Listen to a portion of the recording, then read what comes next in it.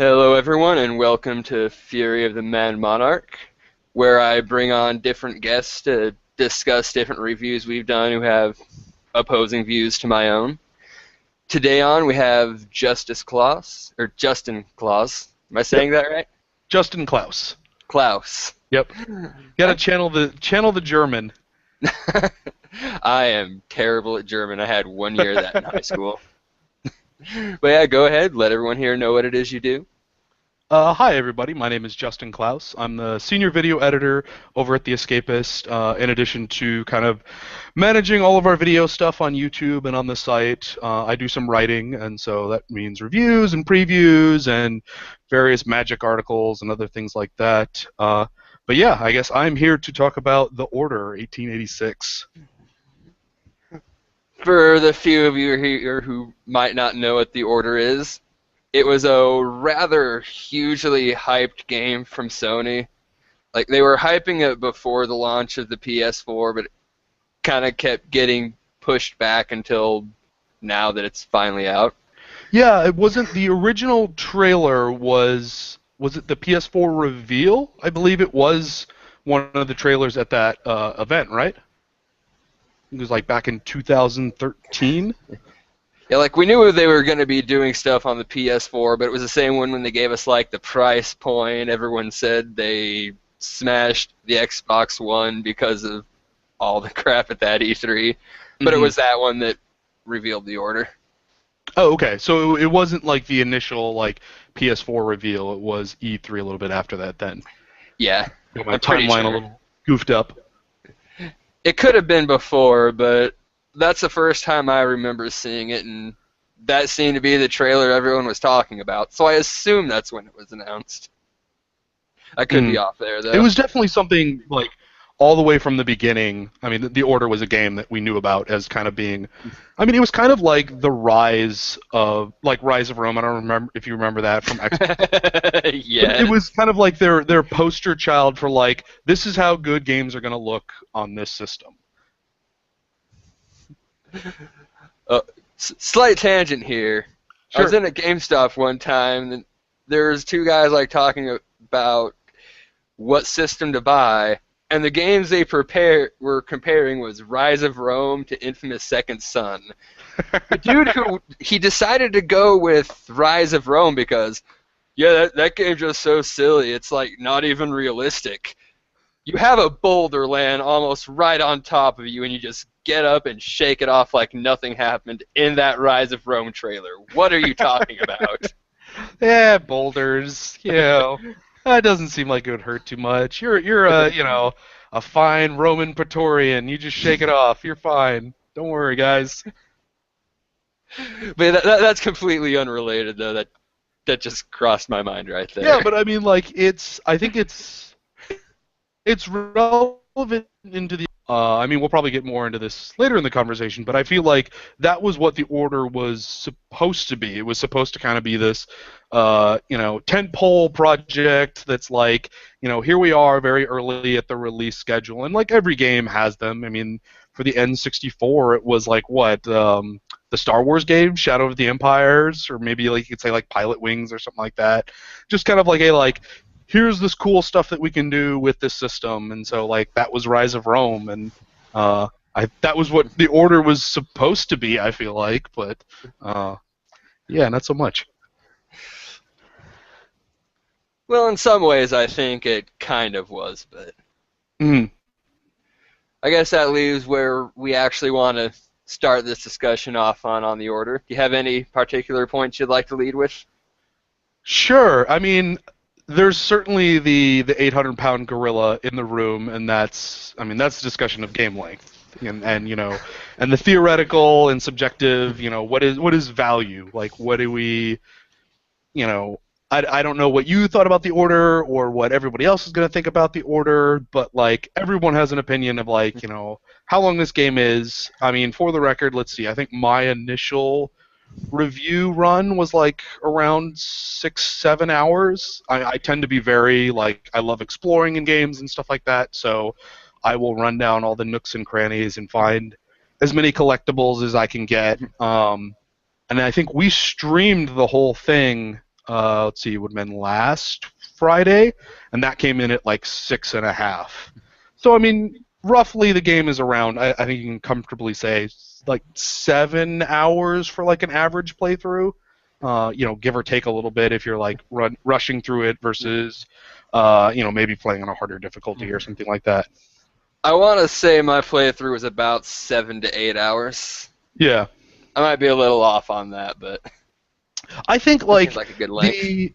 the I think the hours number is less important. Like I when I was reviewing it, I tried to get away from that a little bit because like I think people focus on like the actual hour count less so than like how you actually engage with this. And I think like the better way to describe it is like you're gonna sit down like on a Saturday and either like play through this whole game in like one long session, or you're gonna beat it like over a weekend. You'll pick it up 2 or 3 times and you'll be done. And like that's going to be most people's experience with this game is like, oh, they start playing on Friday night and then by Sunday they're done with it. Yeah, that sounds about right. Mm-hmm. But yeah, it can vary a lot depending like on actual skill level in this type of game, difficulty you're playing it on, how much you like to explore, or if you sat down and read every one of those newspaper articles. He's just like every newspaper, like I'm gonna try and read this and see what it says. And A I lot of mean, those are really interesting, I thought, but we'll get to that in a bit, I guess. yeah, I mean there was even the audio logs and stuff like that, and which was unfortunate that they had just a god awful system for how you actually had to try to engage with those things. I didn't think it was that bad. I mean, it wasn't the most user-friendly or anything, but I mean, all right. When did I've seen BioShock worse. come out? However long ago. Like we had this system solved. Like you pick up an audio log, you hit a button, and it plays it for you, and like you continue on playing the game. And for those who don't know, the order you have to hit the start menu, go into the menu, and then hit play on these audio logs. And just listen to them. You can't leave the menu. You can't do anything else. Like you're just listening to these things. Like it's actually just faster to read it because they have the little written out script of it as well. Yeah, I just didn't understand like why. And there was, like you said, there was some interesting stuff. Like I remember picking up one that was like on the docks, and the guy was, they were talking about the crates, and they had to dispose of the crates and stuff like that. And it gives you some early hints as to some of the story and things like that. But it was just like I don't really want to keep coming back to the start menu every time. I don't know. Generally, with me, when something like that comes up, I will like stop and focus on whatever they're saying rather than continue playing. So I Mhm. guess I really didn't catch how annoying that could be for most people.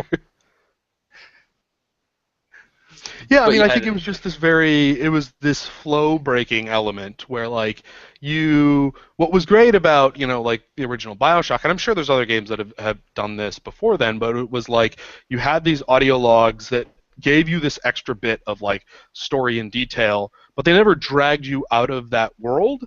And so you were still engaging with like the setting and the world building, while this like extra, like you were just being like fed and spoon fed this extra, like, oh, here's this really cool detail about the backstory of this place, or wherever you were currently. And it's just like I don't I it was a very clear easy spot where like this just could have been done better. Like there's just no yeah. excuse for it at this point. Fair enough on that point. Mhm. I don't think it's a huge deal, but yeah, it could definitely annoy people who like to Yeah, I think it continue was exploring. the hard part when it comes to the order is like if you're disappointed with it, it's really easy to find a lot of really nitpicky things to not like about it. And so like it's wanting to separate what is ultimately just like a minor detail that really doesn't change the experience too much versus like, hey, these were the very serious problems I had with this. And I feel like there's a lot of things you can find, like, hey, I really wish the audio logs just played for you rather than being a menu. Like, does it change it that much? No, but it's one of those little things that you can kind of glom onto when you're like, all right, I'm already not having fun. Let me find more ways to not have fun.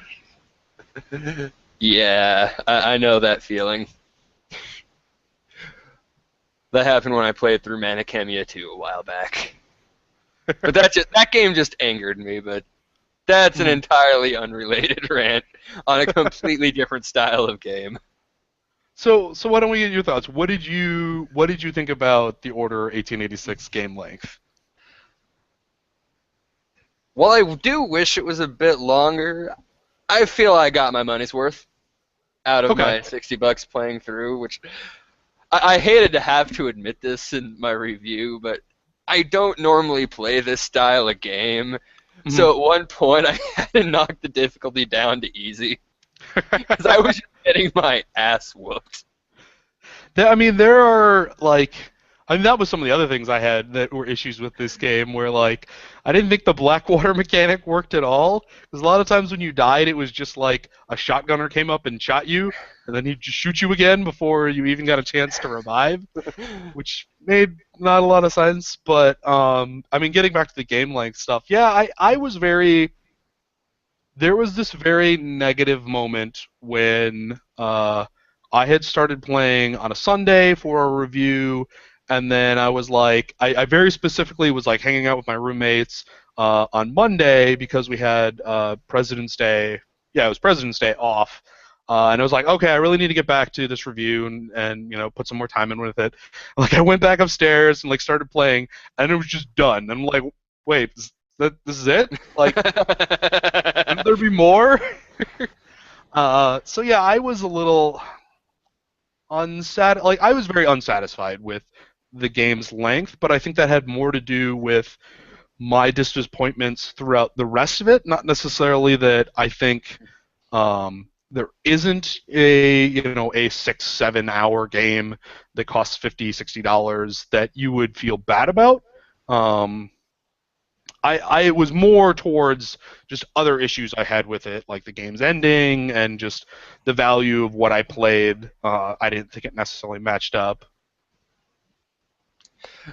Yeah, I can definitely see like if there's a lot of things bothering you about the game, and then for it to end that soon, that's definitely not worth an 8 hours. Yeah. What is the before I go off on a whole bunch of things? What is our official stance on spoilers here? Well, for a while, I like to try to keep us from spoiling anything, but Okay. eventually, I'm sure we're going to hit a point we have to, and I'll just let everyone know it's like, hey, stop here. We are going to start spoiling crap.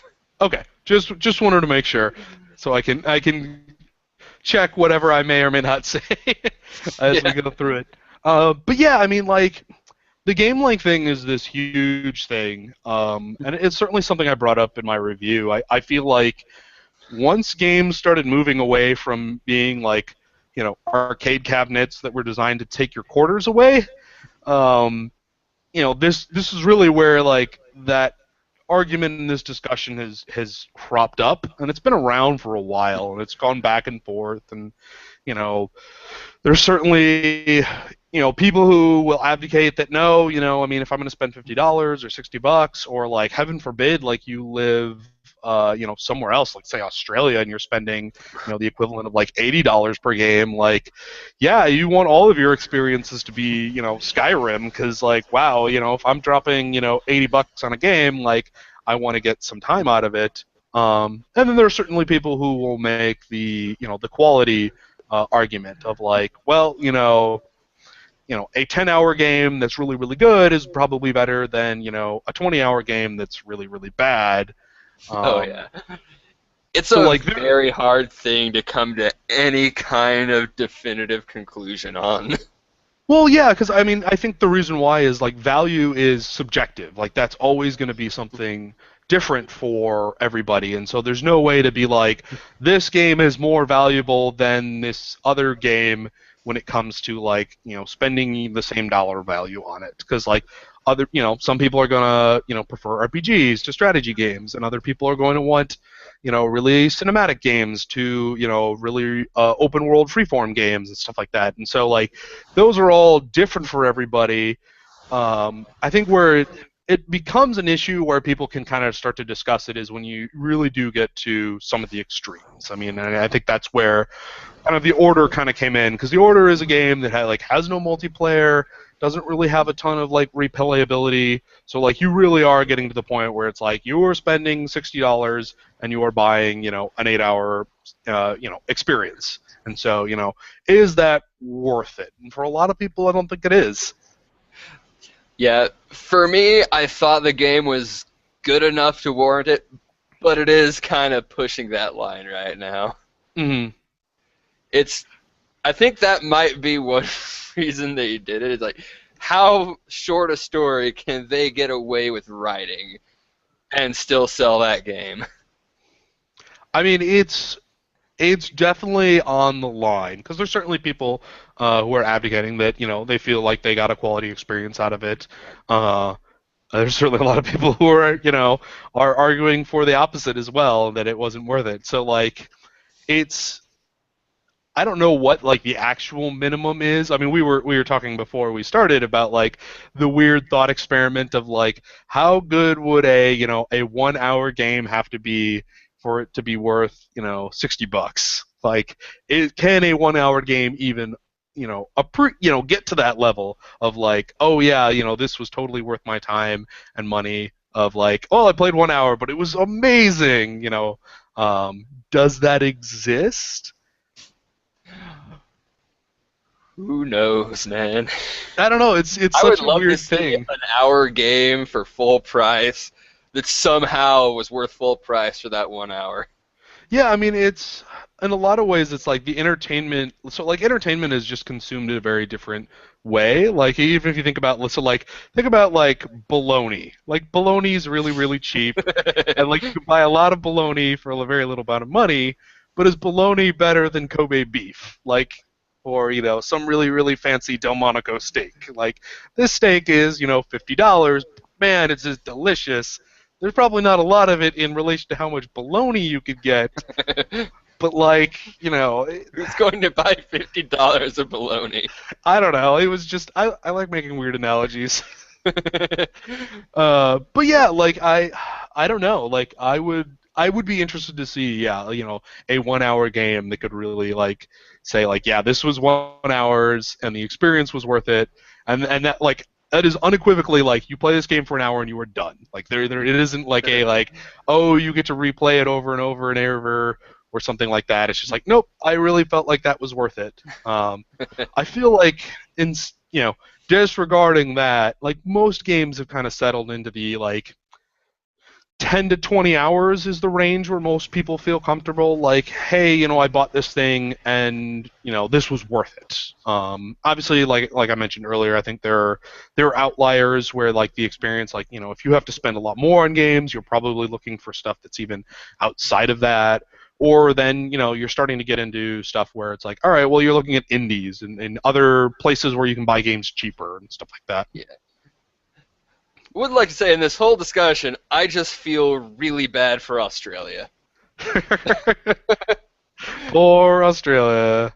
It's like if you aren't getting dicked over by your government and not letting you have mature rated games, and then you have to import them for hundreds of god awful amounts of money, and yeah, sorry guys. Like, if you live in Australia, I would not suggest paying $80 for the order. I mean, That would be pushing it for me.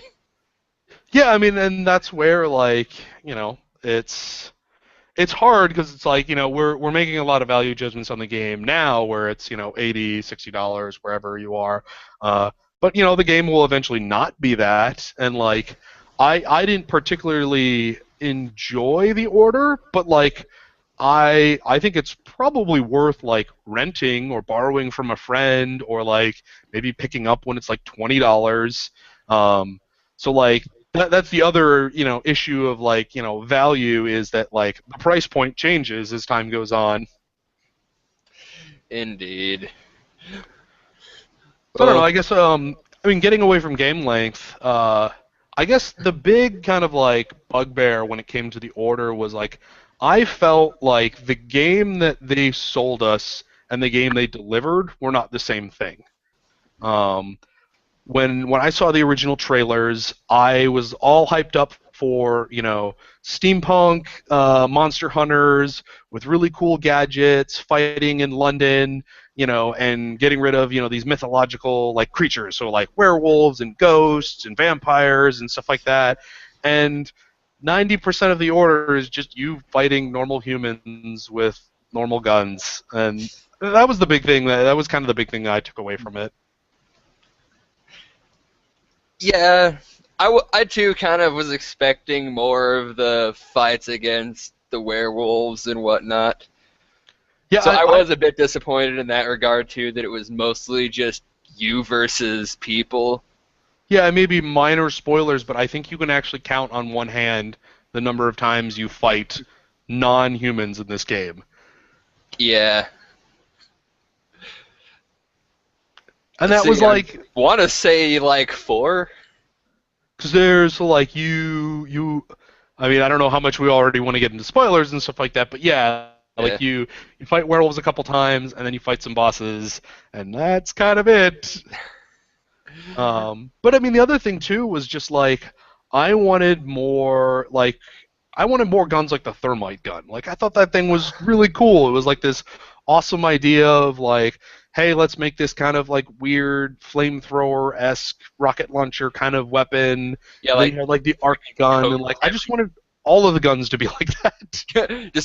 just coating everything with this flammable crap and then igniting Mhm. it.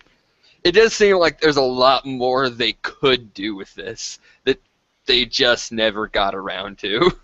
Yeah, I raised it in my review of like I really wonder what happened with this game, and I'd be really interested to see like a post-mortem on it.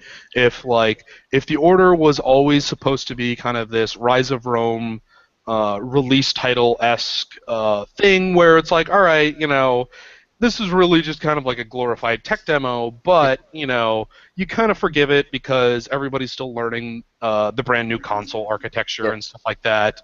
Um, and so this was really something that should have released, either with the PS4 or shortly afterwards, and for whatever reason just got delayed. Or if this was something where like the developers really had this kind of like grand vision for the game, and they just weren't able to deliver on it. Either they had pressures from somewhere, or they just couldn't keep up with what they wanted. There are a lot of really cool details that I noticed with this game, and I felt like there was a lot of missed opportunity, yeah, which makes me think that it was more the latter than the former. That like they really wanted to make something cool and just weren't able to deliver on it. Um, yeah. but I yeah, I would really love to see like what happened with the Order. like I think they'd always intended it to be kind of like this short story, short-ish story. Yeah. Well, no, Oh, just I a mean short story set they in like certainly this always medieval world. intended to like this was going to be a franchise because everything's a Yeah. franchise in video games these days. Yeah. Like I'm sequels sell okay with so that. much better than the originals that like there was ever not going to be the Order 1887 or something or whatever they're going to call the sequel. But yeah, so I think a lot of what they were doing with the order was trying out ideas they would want to implement long term, see how they work, rather than focus too much on making them core mechanics, like all the different strange guns. Hmm. Like they wanted to basically try out the thermite, make sure it was firstly functional, and then kind of gauge how much fun people were actually having with all the different things you could do with the gun, but didn't really want to saddle you with it too much. I mean, I could maybe see that. I mean, they were definitely hyping beforehand, like Yeah, the arc gun and the thermite gun were like these cool weapons, and that like there was going to be more interesting things. I mean, like part of your backstory is like Nikola Tesla is like the Order's Q. You have that like was one of Nikola my Tesla, favorite possibly like things. one of like the most brilliant minds in the last century or two, and like, what's the first thing he does? Oh, he gives you a sniper rifle. Like, I put a telescopic sight on a rifle. Like, thanks, Nicola. Yeah, there was kind of that odd thing. Like, here's a scope. It's like, okay. Here's an art gun. It's like, What the fuck?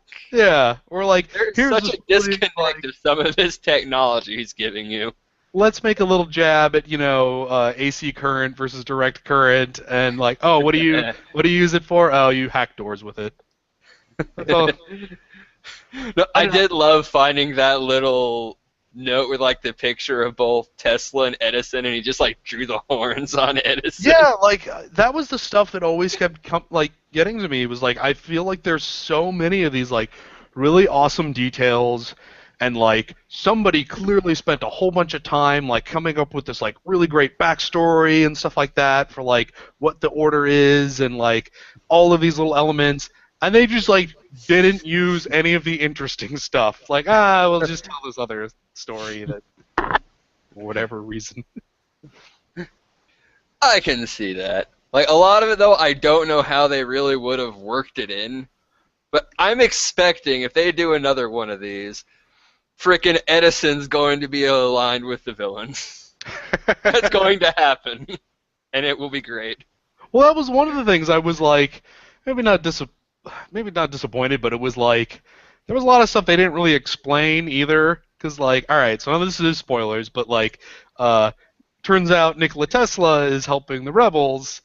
They never explain like why he's doing it or how that connection ever came to be. They're just like, oh, yep, okay, I guess that explains why they have these weapons that they weren't supposed to have. Yeah, I was kind of suspecting that the moment we found that. Yeah, when Like you the like moment find you the see the cache of reference, weapons, you're like, like it's where are these coming from? probably him. Hmm. Or I thought it could have been the guy running the council because he was someone says it. Nope, we're not staying here. But werewolves siding with everyone. Nope, nope, nope. Not staying here. Not important. We're not going back into Whitechapel. All right. So at this point, for anyone watching, just we're probably going to be spoiling the crap out of this game for a stretch here.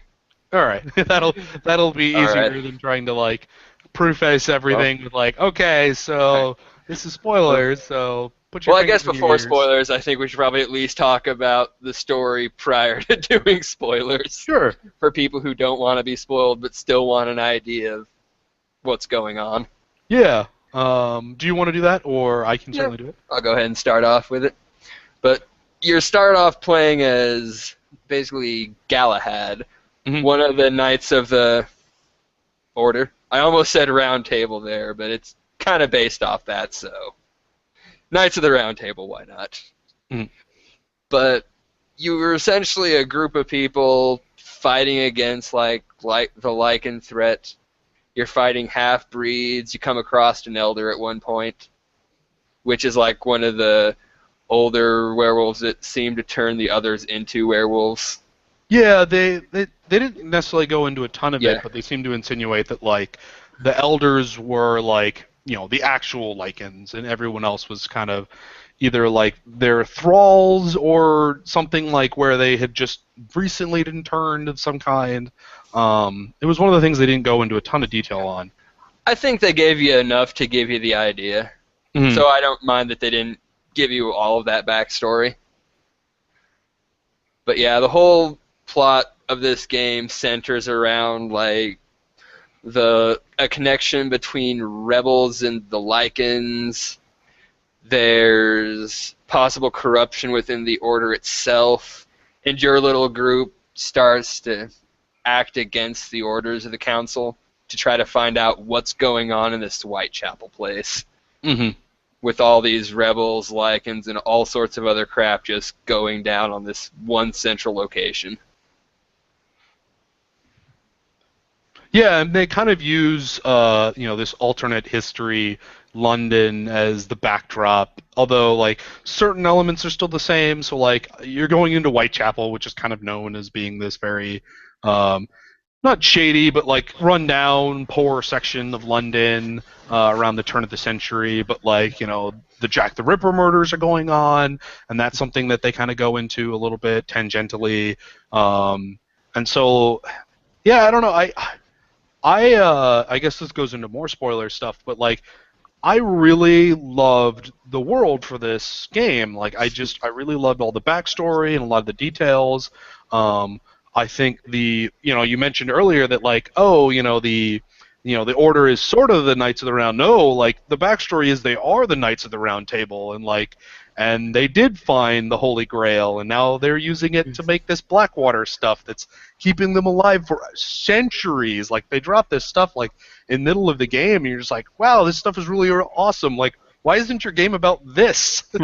Like, I would have loved like a really cool like if you follow Galahad like over the centuries and like you get to see him like in the Middle Ages, and then a couple hundred years later he's somewhere else, or like just even sticking around London, you just get to see London like slowly progress. I think that would have been really cool stuff. For just there's hints at a lot of this very cool detail work that went into the game that like I don't know if you ever noticed.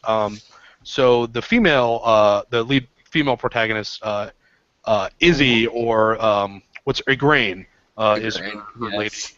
I name. was sitting there wondering, it's like, what is it? I can't remember. It does get to be a little, maybe not confusing, but like every character has like their actual name.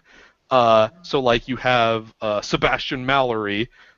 Their knight name, because when they become knights, they take on one of the names. So he's Sir Percival.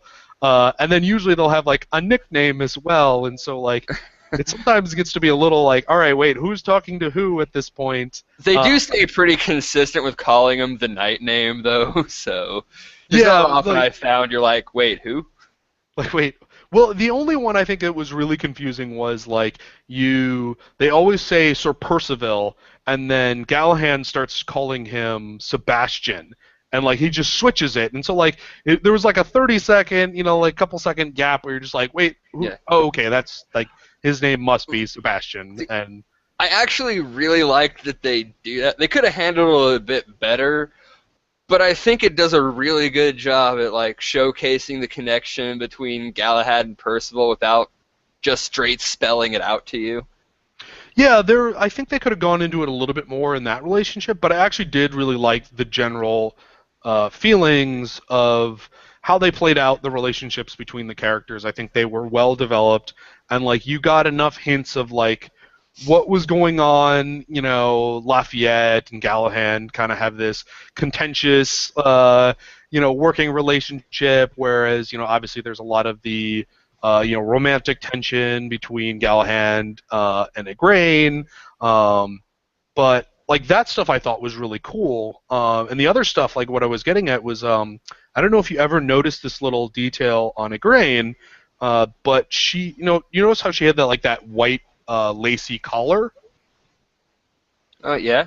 So and it looks vaguely like fashion isk for that kind of time period, but like if you ever look very closely on, I think it's the right side of her neck, she has these 3 huge scar marks like right on her neck, and so it's like very clear that she's like wearing this to cover them up a little bit.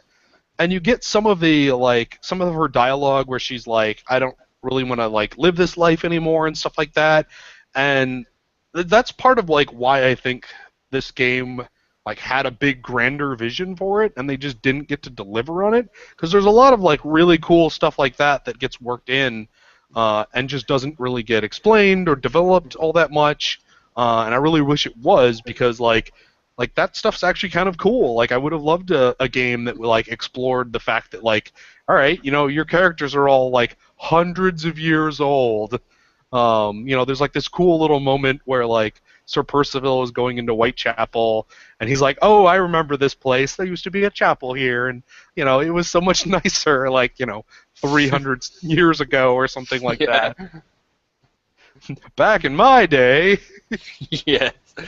Like, I think for the most part, a lot of that was mostly to add just a bit of character to everything going on, because you can't really just have them talking about immediately happening events, because these people have been together so long. They're going to Yeah, reminisce absolutely. about all this stuff.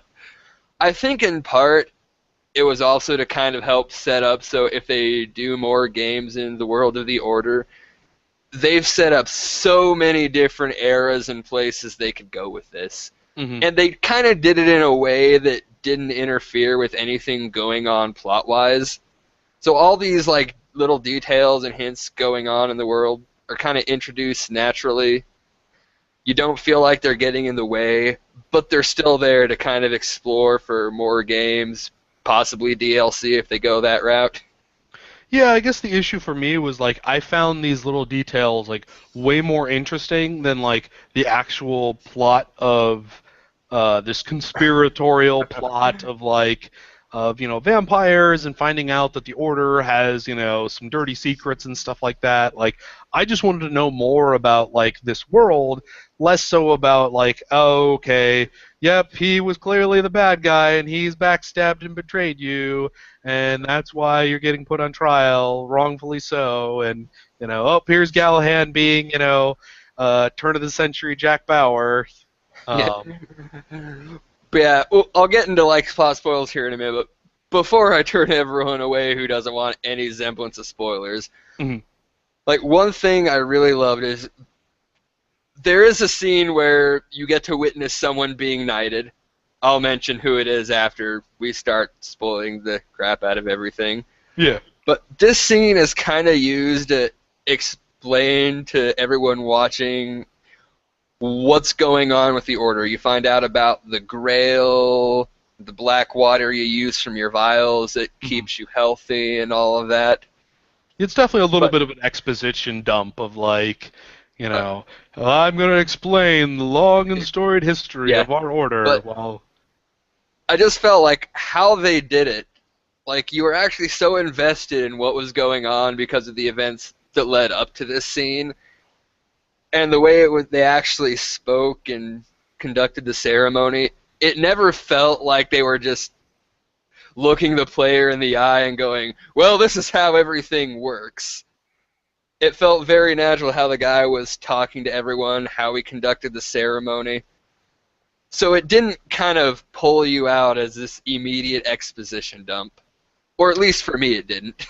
no, yeah, I absolutely agree. Like, I think everything related to like the production quality of this game is just through the roof. Like, the voice acting is all good. The sound design is awesome. I love the sound design for this game. The music is all really great. It's actually the same composer who did the original Dead Space score. So like that was really awesome. I think like all of the. I mean, the game also just looks amazing. Like regardless of what you think about game length and value and how much fun this game is, like the game is gorgeous. It is easily like one of the best looking games on consoles right now. You're like, if you're judging like just by graphics themselves, I don't know if there's a Oh, did I lose you?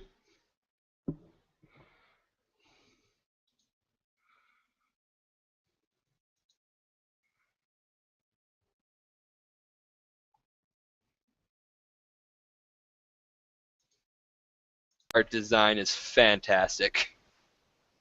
Yeah, hey, I lost you there for just a second. So you're just talking about like the graphics and stuff like that?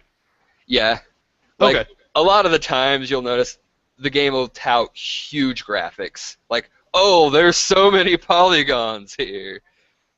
hmm But no matter Oh, I how good mean, the graphics are, you still need to have the art design. Like art yeah. design will always trump, but this game has both.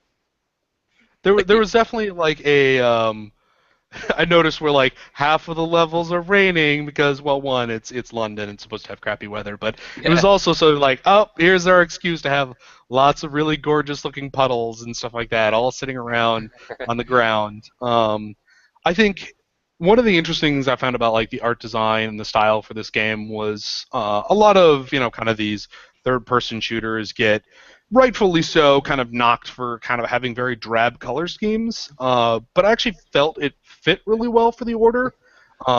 It's supposed to be a dingy, dirty London, and it also really helped the fantastic elements of this game. So like the arc gun and the thermite gun and stuff like that really kind of like pop and feel unique in it. So that was one thing I actually did appreciate about it. And certainly, like the lighting engine's really great. There's a bunch of times they're like, "Oh, no lights for you. Have this little lamp," and it's gonna be dark, but really this just shows off how good our lighting engine is. Indeed. But yeah, I do feel like other than a couple times you're like you just wanted to show off, everything they did so much to just add to the atmosphere. I thought the level design was fantastic. Like I never felt like, oh, that's there solely for me to climb up it. I will have to disagree with you on that. There was a couple times where I found the level design just frustrating in certain ways. Like there was one point where you're down in like a subway station, and so like you go off on like a tangent, and you get to the end, and they're like, "Oh, this is a dead end. Guess we have to go back." And so you walk backwards, and then it's like, "Oh, some rebels opened up a door that you couldn't get in through before, and now you can proceed with the level." And it was just like, "All right, guys, you really just like walk me down here for 45 seconds to just like waste my time and get like one line of dialogue that doesn't change anything just to walk me back up." Like that was the stuff I did not really appreciate. That There's- was kind of silly, but I don't think that's really a bad level design as just what are you doing? yeah, I mean, I think there's other It is things where frustrating. like let's see. So like one of the big kind of like set pieces for this game is the on the airship, the Agamemnon. And so like you start off with like this really cool scene of you like being dropped off by another airship on top of it. And you kind of like rappel down the side, and it's like, oh, it's like this. You get this really awesome like big vista of London, and then you just kind of end up in this really tightly paced like or tightly narrow like corridor shooter, and I'm just like, oh well, kind of wanted like a really cool like being inside this kind of giant blimp and like having to like shoot at guys who are maybe like up in the rafters on the sides or something like that. And I don't know. There were certain aspects of the game's level design that I was just not a huge fan of. There are definitely times it feels like there's missed opportunities here and there that you're Hmm. like, I wanted a bit more out of this, guys. Yeah, or like the strange like platforming that was like weirdly unnecessary. It was like, all right, do we really need to like have a minute where like me and one of the other NPCs push something over so then we can climb on top of something and then go jump on something else and like there wasn't any skill to it. You were just hitting a button as like you got like it just played the animation as you jump from one thing to another. I don't know. I was there were certain elements of the game's level design which I could appreciate. Just the certain verticality that they had to some of the environments and areas where you were constantly kind of like going up on top of things and moving from here to there. But there are other elements that are just like, all right, we're gonna jump in this barn. And we're gonna raise this little winch to move this stuff out of the way so I can shimmy down the side. Like, Like, part of me agrees that it does kind of feel like you're just wasting your time, but I think I have the idea of why they kind of did it like that. Because you get other games where you just go, oh, everything is just conveniently already there to let me proceed. Whereas yeah, I mean, this way I don't kind know of, which one of those is. Oh, sorry, go ahead. but yeah, if you do it like the way they did it here, it does kind of feel a bit more natural with how the setup is. It doesn't feel like they're just quite as firmly grabbing your hand and dragging you where to go. I mean, they are. Make no mistake, this is a very linear game. But the Yeah, way you it go just about it, it it feels a was. bit more like how you would expect it to go. Like, yeah, I'm going to have to push a cart there to get up that thing. Yeah, for me it was more about like the I didn't like the feeling that this game was wasting my time a lot. So like there's this whole like lock picking and like you have what's essentially a hacking tool. You bust open little like power boxes and then you can hack them. And they don't really do anything other than to be like, all right, here, take 15 seconds from whatever you were doing before. Like, I'm perfectly all right with like a lockpicking game and say like a stealth game where it brings this element of like, oh crap, I need to go quickly, but I need to do this right because there might be a guard who comes around the corner. Like in the order, it's just like, nope, here's a locked door just because we decided this door is going to be locked, and we're just going to waste your time for 20 seconds and like while you play this little mini game. Yeah, the locked door thing was kind of silly. I mean, It was just a lot of like I think they just took like, all right, what's an action adventure mechanic that every other game uses? Okay, quick, let's put it in here. yeah, like it's not like you're moving through these areas stealthily. I'm like, just break the handle. No, unless you engage stealth mode. All right, this is definitely like full on nitpick, but I don't know if you noticed when you were going into the Agamemnon, I think it's Percival, basically says something about like, all right, we need to do this quiet, and he actually uses the words stealth mode. It's Yes. just like, I all right, forgot about that. can I complain about an alternate history game being anachronistic? Because like no person in the 20th like at the turn of the century should be using stealth mode in normal conversation. Like there's just so many better ways you could have conveyed that, and it Like would the have rest of the sounded game vaguely doesn't do like that. Victorian, English, other than like, all right, be sure to use stealth mode.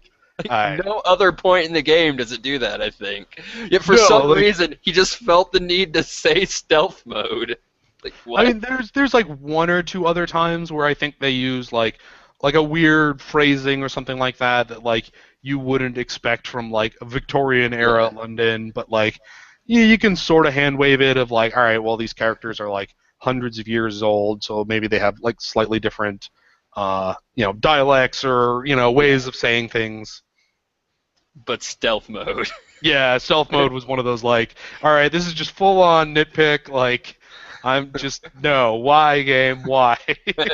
Yeah, that's just one of those weird things that'll just horribly stand out in your mind. Yeah, I mean, it goes back to what I was saying earlier. It's like if you're already not having fun with the game, like you just find things. It's really easy to always just find little things. It's kind of like if you're like watching a bad movie and you just start like without even thinking about it, you just start doing the Mystery Science Theater 3000 thing. Like you just find every little thing that's wrong with it. You're just like, oh, that's a mistake. That's a mistake. This is dumb. Indeed. Well, I think now we can safely just jump into spoilers. I don't think Sure. we can really discuss too much more of the plot without ruining something. Yeah. What spoiler would you like to jump into first? We might as well start with one of the earliest ones, being I mentioned the whole knighting scene earlier, Yeah. where essentially it happens because Percival finally eats the bucket. Like, I was expecting him to die much sooner than that, Hmm. but you finally get that scene. Percival goes down. Then you get to the whole knighting scene, which they finally knight Lafayette, who Yeah. becomes the new Percival. And I actually really liked Lafayette. I think he was one of the while he was the very, heavy stereotyped, like, Frenchman. womanizing Frenchman, I think they did a really good job of like, he's clearly like the comedic relief and kind of like the levity that the game needs.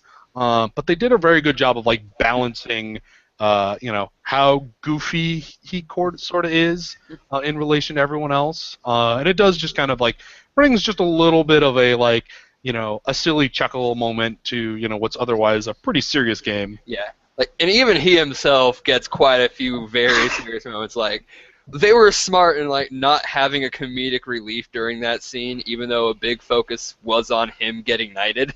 Yeah. Like, he clearly takes what he does very seriously, which is why he's here in the first place. Mm. So I'm glad they didn't just go full goofball with him this whole time and kept him like a more realistic goofball considering his role in the story.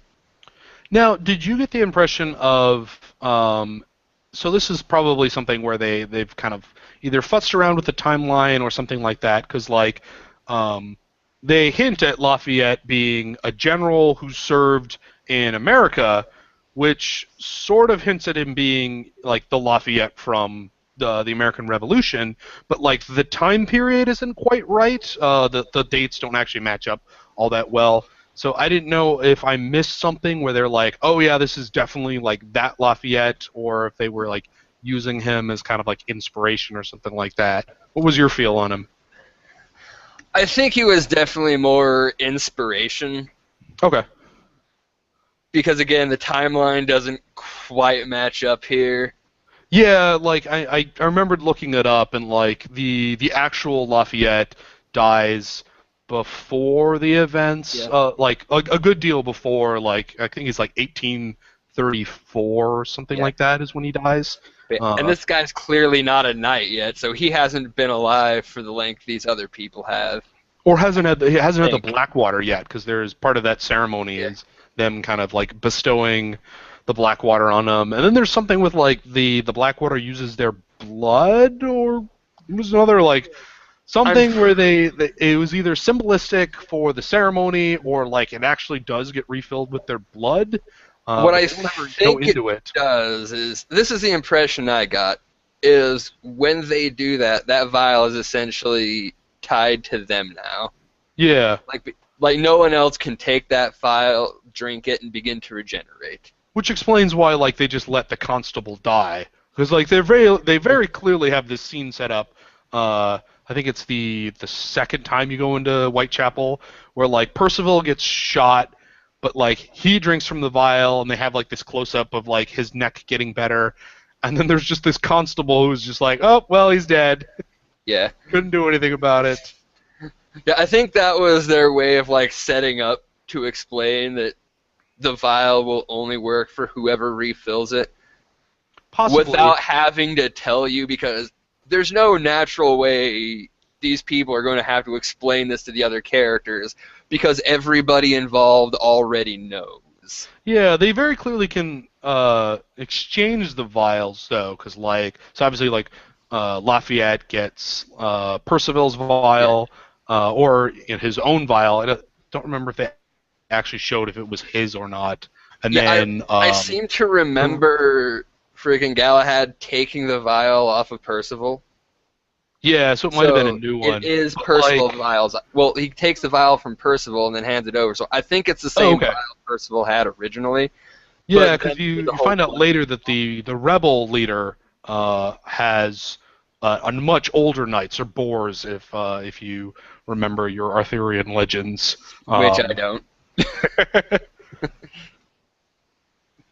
But yeah, like I mean, there's a lot of stuff where they hint at like all these like kind of the. I mean, they're supposed to be like the Knights of the Round Table, but like I think even in like the official canon, Percival, who's Sebastian Mallory, is supposed to be Thomas Mallory's son. And then obviously they're taking on all like the names of the old knights and stuff like that. They don't ever hint at who the current, what is it, Grand. It's not Grant. What was the head guy's title? I have no idea. I can't remember. Began with he was Grand Counselor or because there's the Knight Commander, which was the other dude, and then I don't remember what his title was. But whatever. He's the leader of the order, Yeah. and they drop some hints of like he may have even been around like when Arthur was still around. So like. But they don't explain. They never like gave any more hints as to like Yeah. who he could have been. That might be something just to more set up. Like, I think the whole idea is every current knight was knighted after this guy has already been there for some time. So he's probably the only one left alive from back then, I'd imagine. Or at least that's the Yeah, implication. he's either like one of the original knights of the Round Table, or like he was very soon after that. Because like if the Blackwater is keeping them alive at like it seems to keep them just alive at their current age. It would make sense if he was kind of older. So if like they had just found, I don't know if they ever actually say that they have the Grail. It mentions the Grail in their little ceremony when they're knighting Lafayette, but like it's hinted that like yeah they found the Grail and that's what's making this Blackwater stuff. But obviously it's like that was their big grand quest back in the day, was like, hey, let's go find the Grail. And rather than, kind of the legend of them never finding it, apparently, nope, hey, we got it. And introduce werewolves, and now you have your backstory. Yeah, I would have loved to have seen more. So, like, if you go into, like, some of the other further backstory, like, they talk about how, like, for the longest time, they were just losing to the half-breeds. Like, they were just, like, getting their asses kicked, it sounded like. And it wasn't until, like, first they got the Blackwater, which helped them, because it, like, basically meant all of their, like, badass knights didn't die all the time. But it wasn't until, like, now when, like, technology started to develop that they were actually, like, getting ahead and finally, like, winning this war. I don't know. I think a really cool version of this game would have been like kind of what I was describing earlier, where like you could have seen them like back in the medieval days, and maybe they have the Blackwater, but like you're beating up half breeds and stuff like that with like just claymores and pikes and really primitive weapons, and then you could like jump forward 100 years and like see what London looks like then, and maybe they have like flint locks or something. I don't know. That I would have maybe the grand vision of like the game in my head sounds way better than like the game I played, but Indeed. But yeah, I'm really looking forward to more games set in the Order, though, just because of everything set up. But yeah, I mean, I've been harshing on the Order quite a bit, and kind of stuff, but like I really do want to stress like a lot of my critiques from this game come from an avenue of disappointment. Like I just really wanted this to be more. Like there was things I found really interesting that didn't get explored, and there was what I kind of wanted this game to be more than it actually was, and everything else about this game is really cool. And so like I do kind of hope that like if they do make a sequel, that like the developers really get to take the time, make it better, make it like a bigger, version of kind of like what they've put on here. Especially like, all right, we're gonna get to like, we mentioned we're going into full spoilers, but oh god, the game's ending. Like that is just unacceptable in so many different ways. Like I liked the ending. I did not. It was just like so. For starters, like I don't think there's any way that you can defend that the game just repeats an earlier boss fight. Like, we paid $60 for this game. You're already, kind of like running the edge of this, like whether or not 7, hours is worth my time, and like the boss fight is literally ripped animation for animation from earlier in the game. Like that is just like that just doesn't fly. Like I don't know how Yeah. anyone can defend that. The fight itself, yeah, I'll grant you that one. But like the ending itself was just, I found it so unsatisfying. It was just like nothing gets resolved. There's this whole plot with like the United India Company and the other stuff with the Order, and just none of it is resolved. Like they still think Lafayette's a traitor.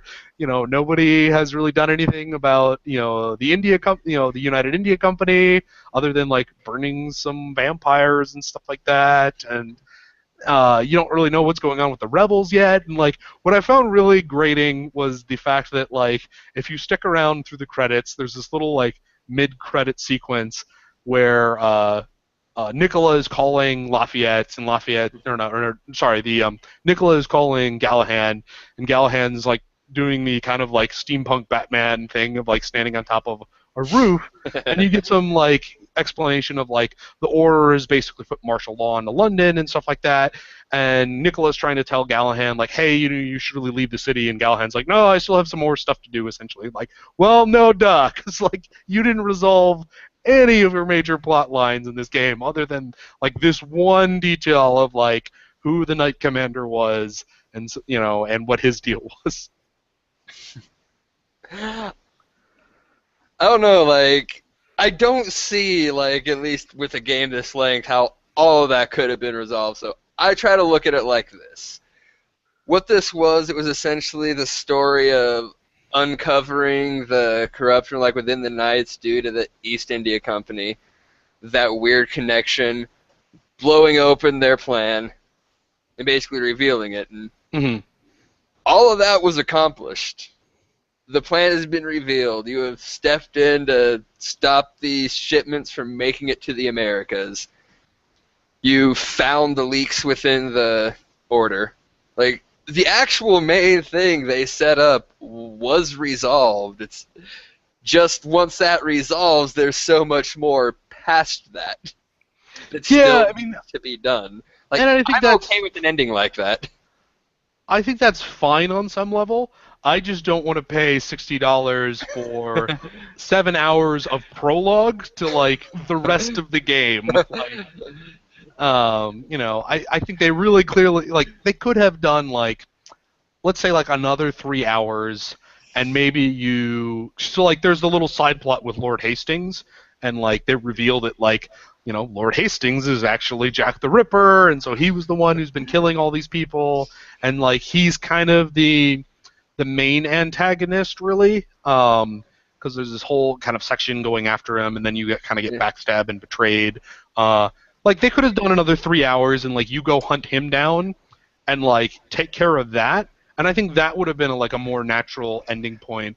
I just remember having this feeling of like, really, like that's it, like this game is over. Like there were so many other things that like like Lafayette and Igraine are still like super pissed at you, although Lafayette's like sort of wavering, and like obviously the rest of the order is all really mad, and like Nicola's now working full on for the rebels, but the rebels have left, and like but we have this whole United India Company thing and the half breeds, and it's just like all of this stuff is just like still on the table. Like I really wanted them to like take a little bit of it off the table. Like you can tease into the next game without like leaving me feeling like, oh wow, I just really didn't do anything. Well, I'm coming at this as someone who played through the Xenosaga games. Mm. If you've ever played those, I have not. I love Xenogears. Xenogears is definitely in one of my like top 5 games of all time thing. I just never got into the Xenosaga games just because they were not Xenogears. One day you are going to have to come back on this show because I despise Xenogears. Ah, I mean, granted, I played it a long time ago, but that game is great. I played it for the first time last year. I was so mad when I finished that game, but that is an entire episode in and of itself. There is a game where you get your money's worth. That game is long as hell. But yeah, as I was saying though, I played Xenosaga. Yeah. That game literally ends with "to be continued." Yeah. Those words come up at just before the credits. And that's like in some ways like I think that's fine. Like that is kind of our modern storytelling, but in other ways I also feel like it's a little I don't know what's the best way to put this. Is like not ballsy, but like it almost sells your viewers short, because like Ready at Dawn doesn't know if there's really like, I mean, they probably have a good idea that there's going to be an Order sequel. Like that's probably what Sony had already had in the works, but like if there never is an Order sequel, like everybody who really enjoyed your experience like has this terrible endpoint for it. So like I don't know, I feel like you're a little bit more beholden to your fans to be like, all right, here's a really cool like confined experience, and so like even if we did hint some stuff that like never gets resolved, like at least you feel like you got some kind of an ending. Again, I feel like the arc they'd set up was finished at that point. Like your goal was never hunt down the head of the Lycan guys. Your goal was to find out what was going on, expose it, and once all of that happens, you essentially gained your new cause in presumably fighting against this East India group. Yeah, which but I don't like, mind not killing the leader of it, because it's like, what? Well, these last 3 hours, I am now finally going after this guy, and I kill their leader in 3 hours? Nah, I don't think that would have sat too well with me, actually. I mean, 3 hours is like half of this game's length anyway. So, like, I feel like they could have set something up, for you going to track this guy down. I don't know, like if the goal was to even like expose kind of like what was going on, like did that even get accomplished? Because by the end of the game, like they have this whole thing of like, well, we kind of have to like brand you as the traitor because no one else in the Order could know, because it would tear the Order apart if they knew that we have these skeletons in our closet, and so hey, you don't even expose like anything. You just are like, well, yep, Galhan's a bad guy, so because of reasons, because we saw him somewhere. I think like when I heard him talk about the exposure, it seemed like he was specifically talking about his son, the fucking Knight Commander. I don't Yeah, think he was Alistair. referring to Marion. Like, I got the impression he didn't really know about that aspect of it. Just that he simply Which knew aspect? his son, or that is Marion his name? The Oh, the head of Knight the Commander? No, no, his name was the Jack the Ripper guy. You find oh, out. Lord Hastings. Lord Hastings. Why was I thinking Marion? That just sounds like a name that would be attached to that douchebag. Mhm. Marion Hastings. Why not? That's his name now. But yeah, I never No, got the impression that the head of the order knew he was a vampire until all this. So I think I he don't. definitely learned a lot after this. He just didn't realize his son was involved in all the crap going on. Just that he's Yeah, trying to so hide like the he fact he knows was that a half breed. he knew he was a vampire because he like killed his whole family, but then like felt bad for like the little baby vampire, and then couldn't kill him. Um, which was like, wait, why did he get older then if he was already a vampire like when he was a tiny kid? I don't know. Maybe they're Well, playing with like traditional vampire lore a little bit. yeah. Well, go Um, ahead and finish this point because I have something to go off on this whole vampire thing. So let's sure, finish yeah, this point first. like they so like the head of the order knows that like his son was a vampire and he's known this whole time. I don't know how much. I don't remember how much they get into whether or not he knew what was going on with like the United India Company basically trying to like ship half breeds across the world so they could take over other places. I I don't think he knew about that. He just kind of knew about this little piece. And he may have known about how you basically get set up by this guy, and that's why Galhand is no longer with the Knights. But still, yeah, I just wanted some closure. Just one of these plot lines, in addition to just being like, "Yep, Alistair betrayed you. Get your revenge on him because he's also a Yeah. vampire." The Like, end. here's the impression I started getting is like I really don't think he was going to put everything on lockdown just to murder you because he lets you walk at the end. Hmm. I was getting the impression the lockdown is because well he's now having to accept all this crap you were saying about the East Indian Company is true. So when they started going martial law, I was under the impression it had to do with that. And well, you're still there too, dealing with all of this. So of course you've got to watch your back now, as long as you're in the city. Yeah, But it felt like it was more setting up the like, you're the scapegoat, and they're kind of yeah, using you as a way of like getting to some other things that maybe the order always kind of wanted to do and take a firmer grasp of like, the situation, in the yeah. government and things like that. And yeah, I don't remember if there's a bunch of stuff as to whether or not how interconnected the order is with the United India Company, other than just like Lord Hastings and Alistair being, vampires, and then them being connected to it that way. Yeah. Like the one thing I thought they kind of slipped up on in the writing, and maybe I'm just not seeing the connection here, is in regards to Alistair. Hmm. Like he's the one that covers for you so you can go back to Whitechapel, or gives the okay for you to do it.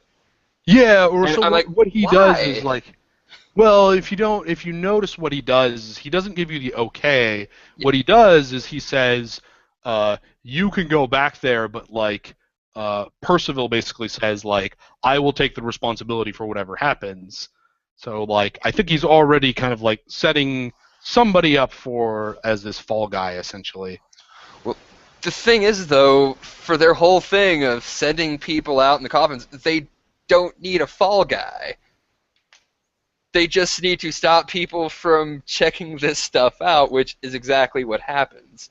Yeah, And I think remember, there might have been a little bit more plot that didn't either get yeah, explained, because like who was the old man that, so like you see Percival like talking to somebody twice, and then I think it's the same guy who helps pull you out of the river with Nicola, but like they don't ever go into like who this was. well, he's clearly been talking to the rebels. Hmm. I was just assuming he was one of them. Just some generic rebel. Yeah, just some guy, so probably, like, you're not gonna send some named dude to do your talking with other people that someone's going to recognize. You're going to send some guy That might to be it. relay It might have messages. always just been like it was supposed to be like no one of any significance. Like, what was it?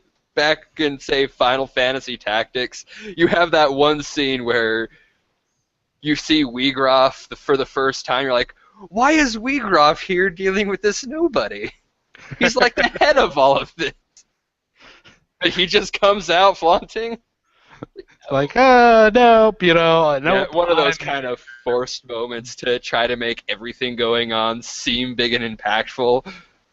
Yeah, no, I'm all for But like, yeah. not everything needs to be like super interconnected and like I don't know if you ever saw the new Teenage Mutant Ninja Turtles movie, but dear God, there's an No. excellent example of like, did there really need to be this backstory that April O'Neil was involved with the creation of the turtles and they used to be her pets? Like, really? Like, couldn't their just relationship just be all right? The turtles saved her this one time, and that Yeah. she was interested in finding out more about them. Like, I don't. There's a lot of times where our modern media is way too willing to like, all right, everything must be explained, everything must have an interconnection. Yeah. So I kind of like that it was just some guy he was talking to that was part of the rebels. Hmm. It it makes a lot more sense than if, say, he was directly talking with the freaking leader every Yeah. time. Well, and they do this nice little thing where you think this one character is the leader of the rebels, until there's just this little moment of like, nope, never mind, she wasn't as important. Here's this Yeah. other person. Yeah, which makes sense considering how unstable Galahad is at the moment. Yeah, he goes a little like I mentioned earlier. He's a little Jack Bowery at certain points in this game where he kind of loses it. He's clearly distraught over like Percival's death, which I think is the only relationship where I wish they had had more time to develop. Because you certainly get like little bits of like, okay, Percival is kind of like his mentor and stuff like that. But there's Yeah. just not a great payoff because like you don't have enough time with the two characters to really uh, like you can see that like okay the characters have this relationship, but like you as the viewer still need to have enough time to develop it. Otherwise, it doesn't pay off really well. And so like when he dies, you're just like, oh okay, I guess Percival's dead. Like that, I am don't I know. Even supposed though to I be saw sad? it coming, I was sad when he died. Hmm. Like, I really liked him as a character. I did not feel like you had nearly enough time to like uh, feel enough things for him. I mean, you literally are like, there's the opening of the game, and then like you have a mission, and like he's not even involved with it. You call him on the radio once or twice, and then you have a mission with him, and then he's just dead. You're just like, oh okay. I don't know. I like it because I think it's a lot of the little things that was mentioned earlier, like how your character will start just kind of slipping sometimes and calling him Sebastian. At Mhm. times you think he probably should be calling him Percival, but there's a lot of little things like that as they talk that I think really does help to build the relationship up between them. I think it does. I think you just needed another like hour of that probably. Like they're just really or like what I really missed like and what I wish this game had was some downtime like where you were just kind of like with the characters but not necessarily in a situation that either isn't them in a cutscene that's kind of expositing dialogue and kind of explaining the situation, or b them in a firefight and you're shooting guys if there was like one scene of them just all having like tea and crumpets together, I don't know, I think this game could have been a lot better, as weird as it sounds. Like if you just had like a couple minutes of like these are who these people are, these are kind of how they think about each other, this is kind of the situation of like what they're doing here. um, so there you go, tea and crumpets. Maybe they should have just done something like, say, with The Last of Us when you just have these conversations that happen as you're walking around somewhere. Like nothing Yeah, that's like necessarily going to break up what's going on, but just these little conversations that'll happen from time to time. I feel like that's what Ready at Dawn really wanted this game to be. They really wanted to be like either The Last of Us or Uncharted, games that for all their honest and honestly they don't do like a ton mechanically different. I mean they're very kind of straightforward. They have like their cover shooting elements and different things like that, but like they use the very kind of like simplistic mechanics as like a framework to do really cool stuff. So like or not Uncharted is like these big set pieces where sure you're doing kind of like simple platforming and shooting, but like you're on a train while it's being attacked by a helicopter, or The Last of Us has this big kind of like grand story, of this post-apocalypse, and all of that is kind of going on, and like I feel like the Order they got the mechanical aspect of like the game is solid enough to play. Like I don't think you could say it's there's certainly elements that I did not have fun about it, but like the actual aspect of like playing it is solid and smooth, and like they got that good, and they got the production quality stuff well, but like they just they didn't have that extra element. I felt like it wasn't they didn't have these big set pieces. They didn't have like this really like interesting story. Like it was all sort of there, but it just didn't. Like instead, they told this other story that I didn't have as much interest in, and they had these cool like set pieces stuff, but like rather than having this cool thing, fight on an airship, like you just kind of go into the inside and have an actual like instant stealth fail section where you're walking around going, oops, I could take 12 shots to the face before, but I failed to sneak up on this guy and then he shot me. Now I have to redo this. I think maybe this game works best if you look at it more as like a kind of the story of the characters themselves rather than the greater happenings of what's going on around them. Like you get a lot of really interesting resolutions to the different relationships. Like that one girl, Ingrid, was that the name? Yeah, No, Igraine is her, Igraine. her like knight name. But yeah, game's end, she's basically just abandoned you as a traitor. Yeah, she's like, I mean, you definitely get the like, she's a little extra pissed about like, she had some romantic tension with you as well, and maybe she's feeling, it's the whole like, woman scorned, kind of thing, Yeah. where you're just like, well, now we're in trouble. But yeah, then you have the bit with Lafayette at the end, which I don't agree he seems wavering with you at all. He has his own reasons for doing what he does, that being his cause to liberty and whatnot, which I kind of hope they get more into eventually. Yeah, I mean, it's very much kind of like built on, the French fighting passion kind of thing. Yeah.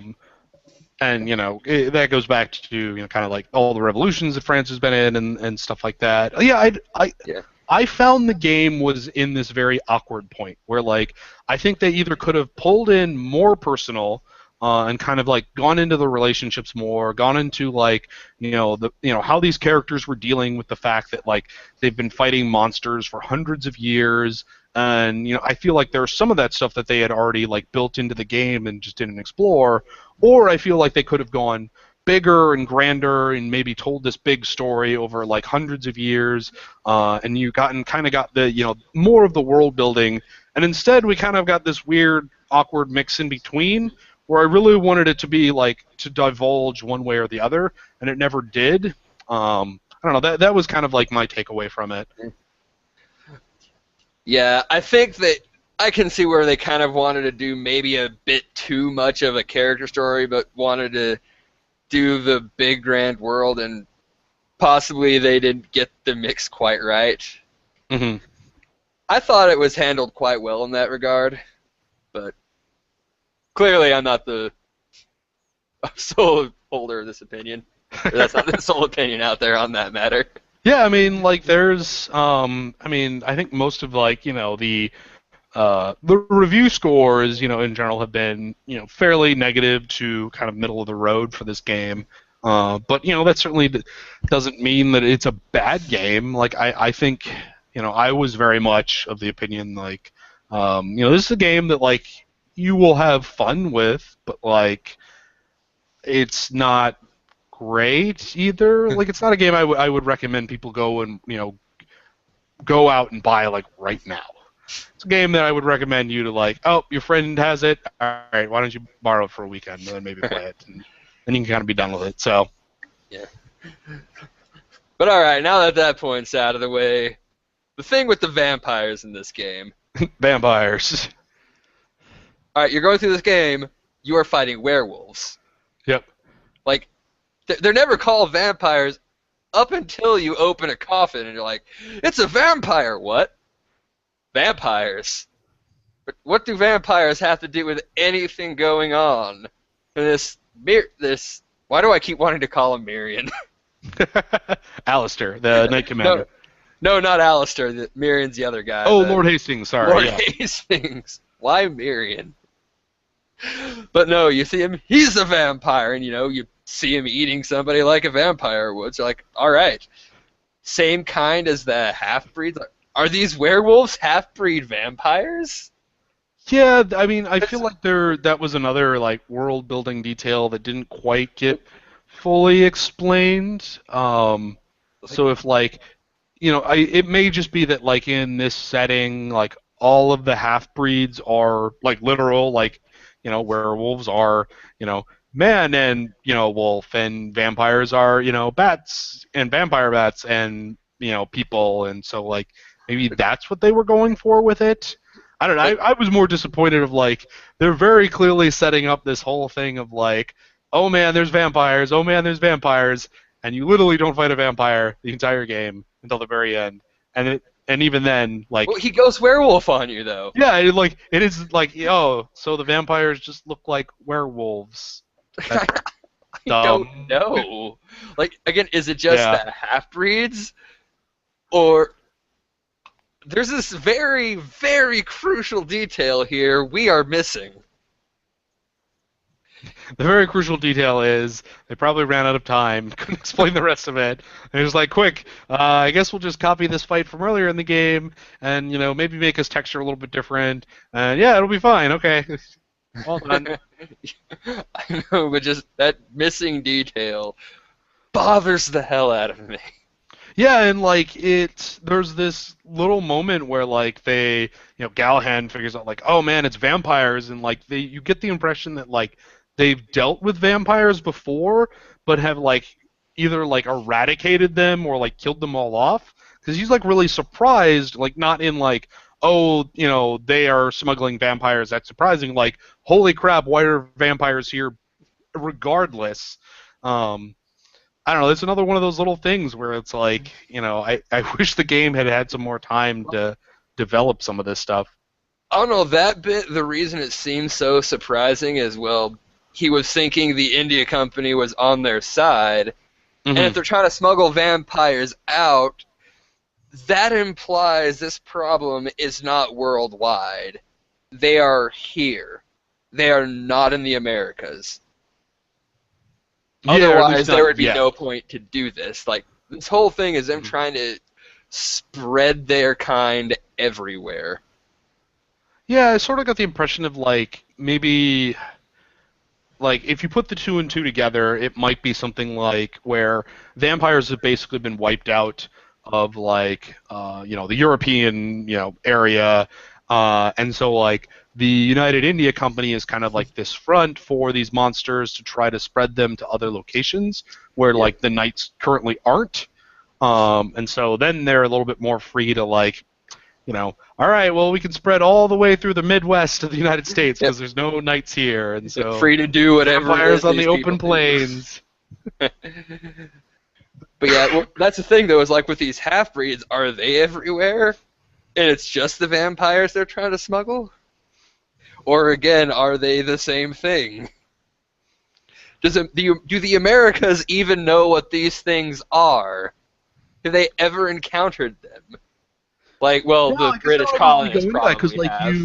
you very clearly chase a half-breed like through London, Yeah, and like people see it, and so it's not like London Um, populace definitely know about this stuff. I mean, like, yeah, with there's no like anywhere other than here. Men in Black. What was the name of that little device that they had? The thing that like wiped people's memories. The It's not a neuralizer? defibrillator because what's that? Neuralizer? Neuralizer. That's right. Uh, and so like it, and there wasn't any scene where they're like, oh, we need to cover this up. So nobody knows about these, but like it's just generally understood most of them are dead at this point. I don't know. Yeah. Because it's not like the knights are ever fighting them with like they're not like, oh, we have like silver bullets that have been blessed in holy water with, pieces of the original, cross, put into the handguard. It's like, no, they're just using normal bullets. So like, Well, they're presumably anybody can kill these half breeds well, they're with taking them down with the firepower. bullets, but like if you'll notice, whenever you kill them, it's always with your knife. Like Yeah, they that have this seems to be little the like. purpose of those knives you're carrying, is to kill them so they can't keep healing. No, Otherwise, you'd no. The think, purpose of the knives is so like you can get to the end of the game and get this cool, awesome weapon from Nikola Tesla that you never get to use, and have a knife fight with the boss instead. yeah, possibly. But I do think that Which it was was not intended that the knives are what's actually killing them, and not your bullets. Your bullets are just kind of support. incapacitating them to some degree. Yeah, that's the impression I was getting since the beginning of the game. I could see that. So they may be like Yeah, silver or something like that. They don't ever explain what the knife is other yeah, than just a big knife. it's another one of those things. There is no way to tell the audience this without sounding forced. So they basically showed from the beginning every werewolf kill being with these knives, Hmm. mentioning how you need to get to them to kill it before it regenerates, which you'd think, well, wouldn't it just regenerate from the knife wounds? And if you're watching, none of the knife wounds you ever give start to regenerate, but you never really see lasting damage from your bullets. So I think they just tried to show that the knives were what's killing them, and not the bullets. Yeah, or it's just something where like there's a very specific spot that you need to like you just like actually have to hit them in the heart or something like that. So like the bullets are enough to like knock them down and take Yeah. use up their regeneration on that while you go over and stabs them. You know, in the back of my mind, I'm now thinking maybe they thought of none of this and just thought the knife fights would be cooler. There's just But some it's way not of like, actually to- oh well, knife fight, QTE events are really cool in Resident Evil 4, so we should do that. Like, okay, cool. That worked for Resident Evil 4, should Yeah. work for our game. And in their defense, some of those scenes where you're murdering things with the knives, while they are just purely cinematic QTEs, they do look awesome. They're really brutal. Like, it also gets into some of the other stuff where like you don't necessarily like. There's a lot of like morally gray stuff going on here where they're like, yeah, we don't know who is or isn't a rebel, or well, we don't want anybody to know that we're trying to infiltrate this mansion. So like, you're led to believe the United India Company is pretty bad, and like those are mostly the guys that you end up stabbing. But like you also kill like a lot of rebels and stuff like that too. Like there's kind of a feel bad moment like, wow, I've stabbed a lot of guys in the neck. Not all of them were probably bad. Some of them probably had families. Aw. Yeah, but you do what you gotta do, man. You're Oh the well, order. can't be bothered to knock them out. Guess I just have to stab them. No, at least it does make a bit more sense here because compared to other games, you've been doing this for centuries. Yeah. Like even as a good person, you might be less likely to have reservations about shanking a bitch. Yeah, it does take away some of the like there's other games where like that can even be like very like emergent gameplay elements like we ever played like the Deus Ex games, either like Human Revolution or the original. Only Um, Human Revolution, and I never played it a second time because I wanted to strangle the writer after that ending. Like there was a moment where like you were sneaking in like a military base, and like there's clearly this guy who's like a janitor, like managerial staff, and I always felt bad. Like I never felt like I could like kill them. It's like that's just some dude. Like he's not like a mercenary who was trying to kill me or somebody else who was like a bad guy. He's just some dude who's doing his job. So like I always appreciated that there was like a non-lethal takedown option, just so like I didn't have to like stab one of these guys in the back with my weird knife blade arms. Yeah, like I can kind of understand the mentality going in with the order Hmm. because non-lethal takedowns are generally harder to do, Yeah. or you easily run the risk of getting caught. Like, what do you try to strangle him real fast? There's still a chance they're going to yell something out and screw you over. The quickest way is just stab him in the throat, which, yeah, I say that justification, but there's a lot of times like, I'm going to punch you in the gut first. Yeah, I think it was more the what I found more awkward was the was Galahan's opinion kind of changes. So like you're invading the Agamemnon and they're like, "Oh, well, we know which ones are the rebels because some of them don't have shoulder patches, but we're just going to knife all of these guys on our way in." And then you have this little scene where like, "Okay, this guy's a rebel, this guy's, a normal United India Company guard." And then later, you have this scene where he's basically telling the rebel commander like, "Hey, we can't kill this guy because we don't know they're bad guys." And then they start shooting at you, and you're like, "Oh, okay, well, I guess that first guy gets to live because we knocked him unconscious with a 2x4 to the head, which probably also just gave him a concussion, and he died anyways because hey, it's turn of the century medicine." Um, But it's like the game likes to go back and forth as to like how morally justified you get to feel about killing the United India Company guards. it seems consistent to me because, like, when you're on the ship, it's like, all right, at this point, protecting Lord Hastings is key. Yeah. You're going to kill these people that are starting to shoot at you because you have stuff to get done. You're not going to waste your time on it. You're sneaking into the India Company, you don't immediately have this justification, but once you get caught, it's either fight or die now. So other people's lives are important, but they always seem kind of low on the priority list for Galahad. Yeah. He's the guy who's going to put his mission or whatever his goal is above such things. So he's a good guy, just not too good. Not so good you can't shoot a guy in the face without 100% justification. Yeah, I mean they're definitely like setting up, So like, at the as end of the I'm game when saying he's like this, brooding on top of a rooftop. It's like, yeah, you're just basically Batman at this point, aren't you? Like, it's like, as I'm saying, I was like, I don't think I can quite call him a good person. yeah, I He mean fights they for definitely set him up to be kind of the anti-hero. He's the wrongfully yeah. accused of a crime he didn't commit. I mean he's 1/3 of the A team at this point. Indeed. I think this is the longest this show has ever gone on straight, just talking about the game proper.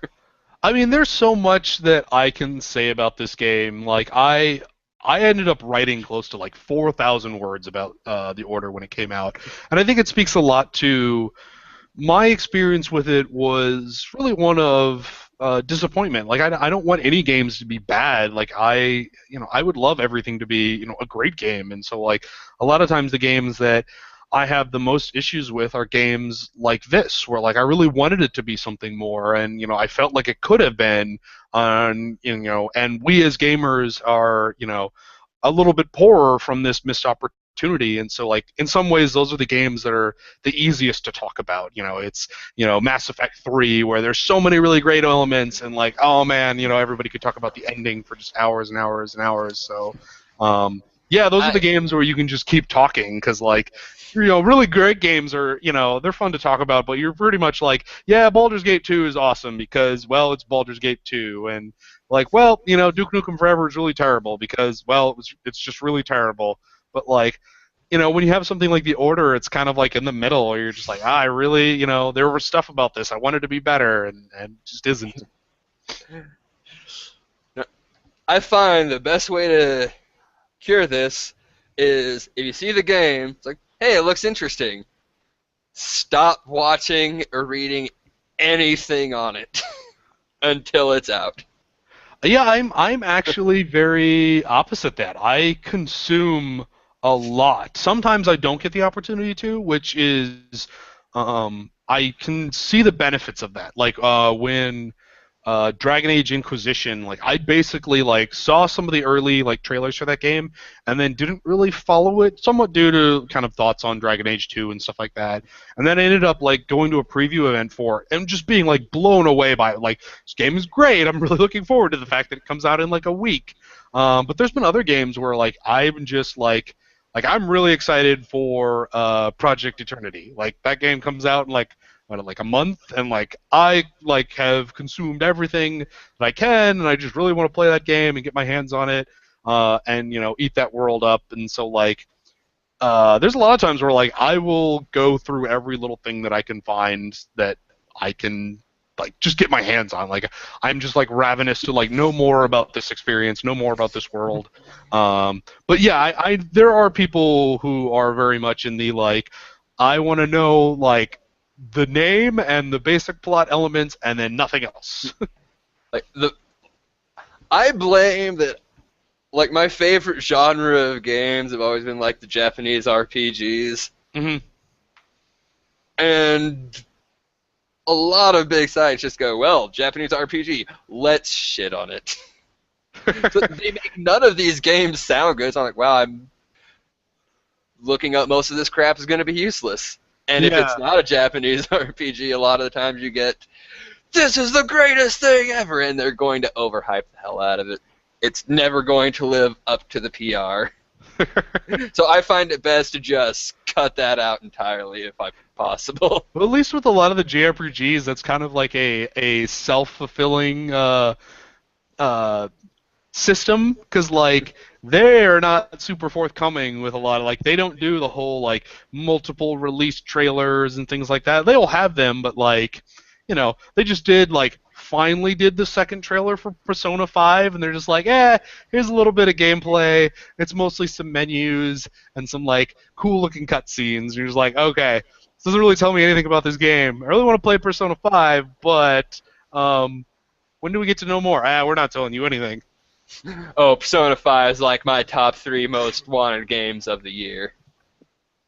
Oh yeah, I will. If Persona 5 ends up being as bad as the Order, I will be very sad. It's like I don't know if I can deal with another like I don't. It's just been like this whole last year has been like that. It was like it was Titanfall and it was Destiny and then like the Order. And I feel like there's a couple other like big titles in there. Like The sad thing is, I thought the Destiny was going to be worse than it was.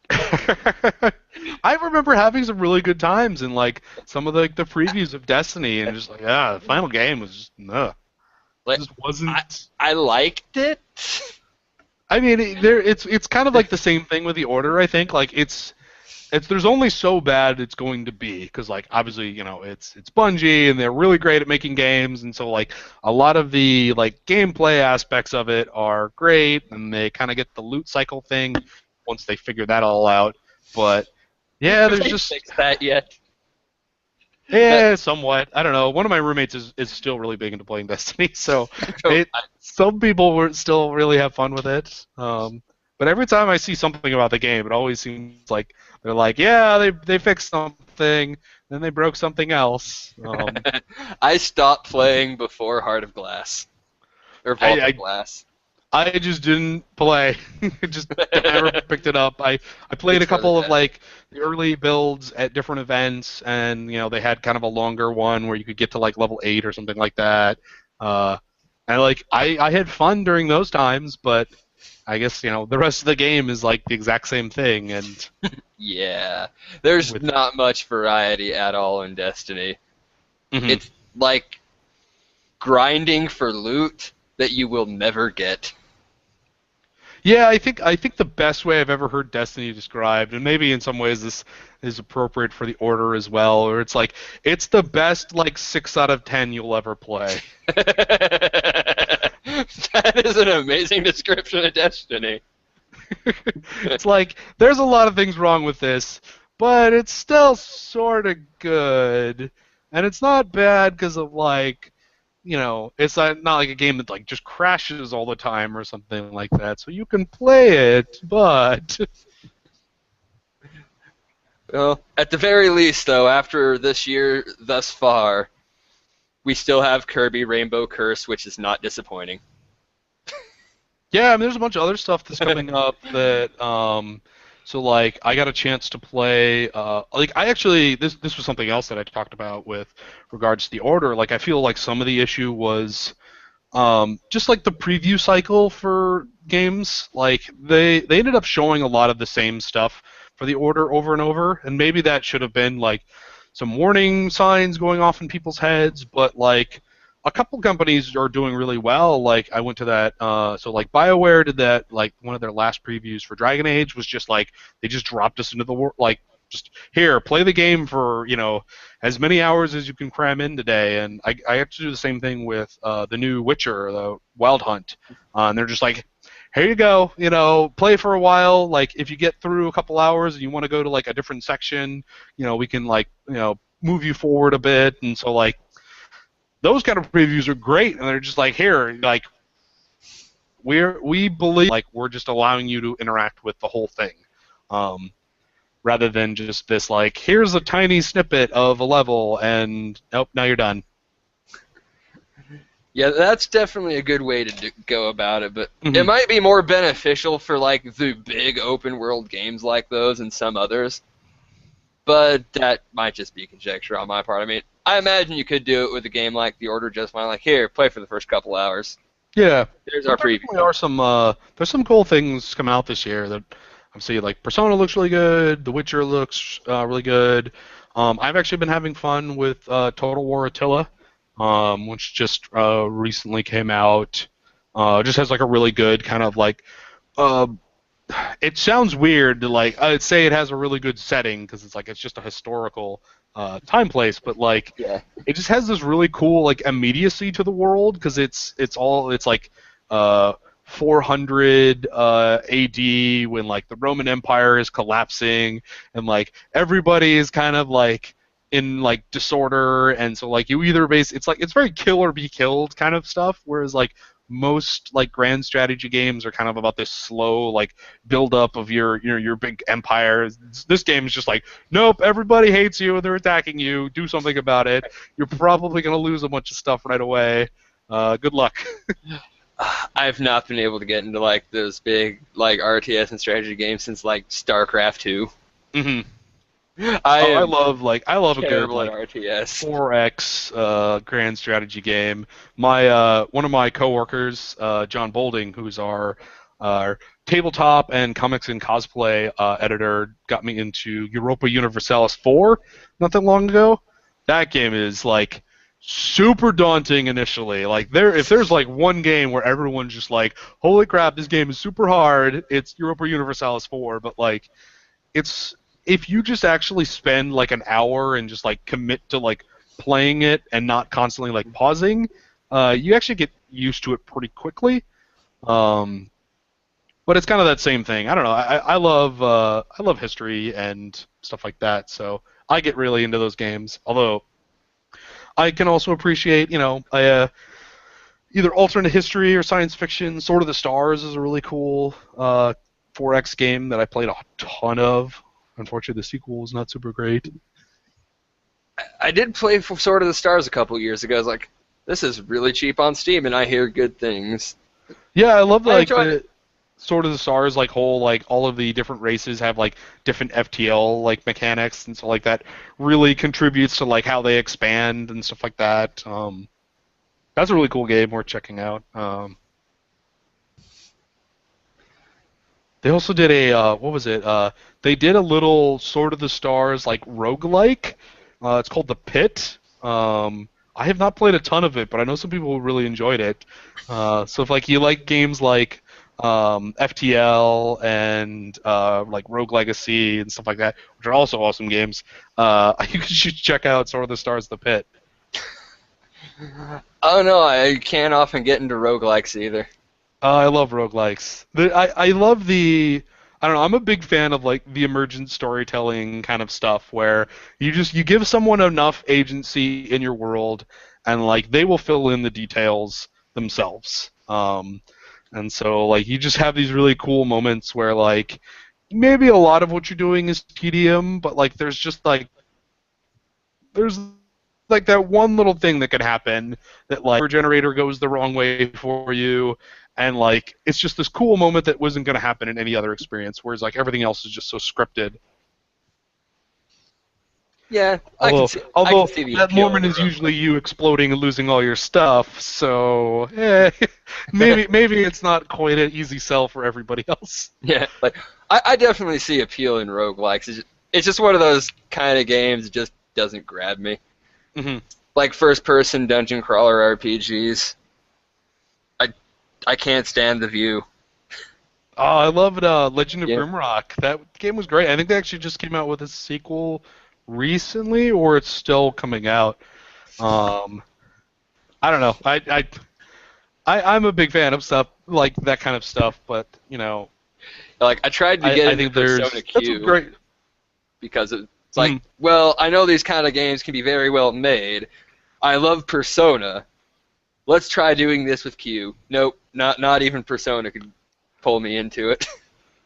no, that's surprising. Like that was one of the things I actually really liked about Persona Q. It was I felt like the kind of Persona style and characters brought just enough of like a so like the Persona Q game was based off of I don't know if you ever played any of the Eternian. I'm probably pronouncing it wrong. Etrian Odyssey, I want Eternian to say. Odyssey, yeah, which were basically that, but without any story. Like you were literally just dungeon crawling. Um, and so like I really liked that they added kind of like the quirky characters and kind of the story on top of it, and I felt like it brought just enough of that into the same mechanics to kind of make it worthwhile. Yeah. Um, but yeah, I can see how some people may not appreciate the like. Oh, I'm gonna just go into the dungeon and need to grind for a Well, while because I need well, stuff. here's the thing. I like to grind. Like, I love a good game where I can do a lot of grinding. That's why I like Criminal Girls, which a lot of people apparently didn't. Disgaea. I don't do a lot of end game in Disgaea. That's a bit Mhm. too much for me. But yeah, so it's not the grinding in these games get me. Like, I think what it is, it's that first person view walking through the dungeon. Like, I want to look right. Let's turn my entire body to see the wall. Yeah, Let's turn the back. And nothing looks right to me from that perspective. Just like I that think it's pulled also in first person view, just nothing has ever looked good to me. It looks so unnatural to view it that way. I think there's also like a weird aspect of like with the first person RPG games, like visual upgrades are like one of the easy ways that you can tell that you're advancing. Like, hey, I picked up a cool sword. Hey, look, I have a cool sword on my back. And so like that is something you miss like when you go to first person is, you don't have that immediate kind of like one-to-one relationship of like I leveled up so I get to do something cool or change, how I look or put on this new armor. Yeah, I always like when a game does that, but it's nothing I've ever missed if I don't see it. But Mhm. I've been playing since like Super Nintendo RPGs, which a Yeah. lot of which you see no changes. Outside of like Final Fantasies 4 and 6, you'd see some differences in the weapons when you swing. Yeah, little sprites or whatever. Yeah. Yeah. Like, So I'm used to seeing no visual changes to the mhm. character. Like I'm still impressed to this day when I see a game do that. Yeah, I remember that being like a weird like selling point for like my younger self in some games. It was just like I got super awesome, dark dragon armor and like I put it on and like nothing changes. I'm like, I'm done with this game. Like Like I didn't grind all this time or do all this stuff to like not have, my character look more badass. Oh no, I think that's why I was so impressed with Legend of Legaia when that came out back on PlayStation 1. Did you play Mhm. that one? No, I never got around to that back in the day. I was very my early gaming life was very PC centric. So like most of my time was spent playing stuff like X-Wing versus TIE Fighter, Jane's Flight Simulator. I loved anything like flight based back in the day. So like I only had a PC when I was younger, and like I would occasionally go to my friend's house who had like a Super Nintendo or like even further back, like the original NES. But like I didn't get a console until like the N64 PlayStation era. No. So like a Wow. lot of my like early like all of my early console time was like, oh, I played, Sonic the Hedgehog at like my cousin's house or something like that. Yeah. But yeah, with Legend of Legaia, at least for me, because I was pretty much just consoles. There are some Mm. PC games I'd play, like basically loading off DOS, because that's what we could play with. Some weird mummy thing or thing you're like walked around a haunted mansion trying to avoid mummies and solving something for some reason. I barely remember Oh that yeah. one, but you get Legend of Legaia when it came out on the PS1. Like, Mhm. all right, some cool characters. I equip a shirt like my armor's actually changed. Wow, Oh, I remember. you So can equip different leggings. Different leggings will change. My weapon's changing. When my raw Seru thing on my arm levels up, it's changing. This is amazing! I've never seen this before. Legend of the Guy is the one where you're like, you have like dragon forms, right? That's Dragoon. Dragoon. Okay, never mind. Slightly different game. But no, with Legends of Legaia, you have your attack command, which you put in like up, down, left, right, similar to Xenogears, but you get different attacks, and you can like link different attacks together if you like match their fronts and ends. Hmm. It's great. But yeah, it was just seeing the armor change. It just blew my mind back in that day. Thinking Yeah, I back, mean, like, I well, if I think was a PC gamer, I could probably have done something like Baldur's Gate around that time and had more customability. But even Baldur's Gate was like you saw like maybe the color changed when you put on a different kind of armor and like most of the weapons. Yeah, it was not quite as involved. Like it was not much better on the PC than it was on the console for uh, like. probably not until one of the Elder Scrolls, I'd imagine. Yeah, it'd be an interesting thing to track to see like where that kind of got started of like you got a cool new weapon like and you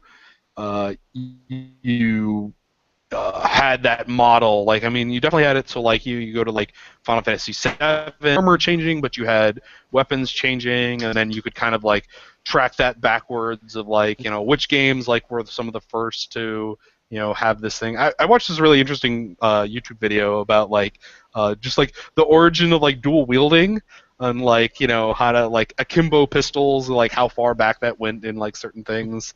It'd be interesting to see like a similar thing, but for like what games just let you equip items and made them like have a visual component.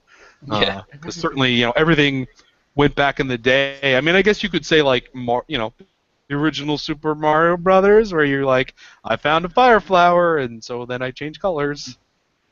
Oh wow, '98's when that came out, the same year as Baldur's Gate.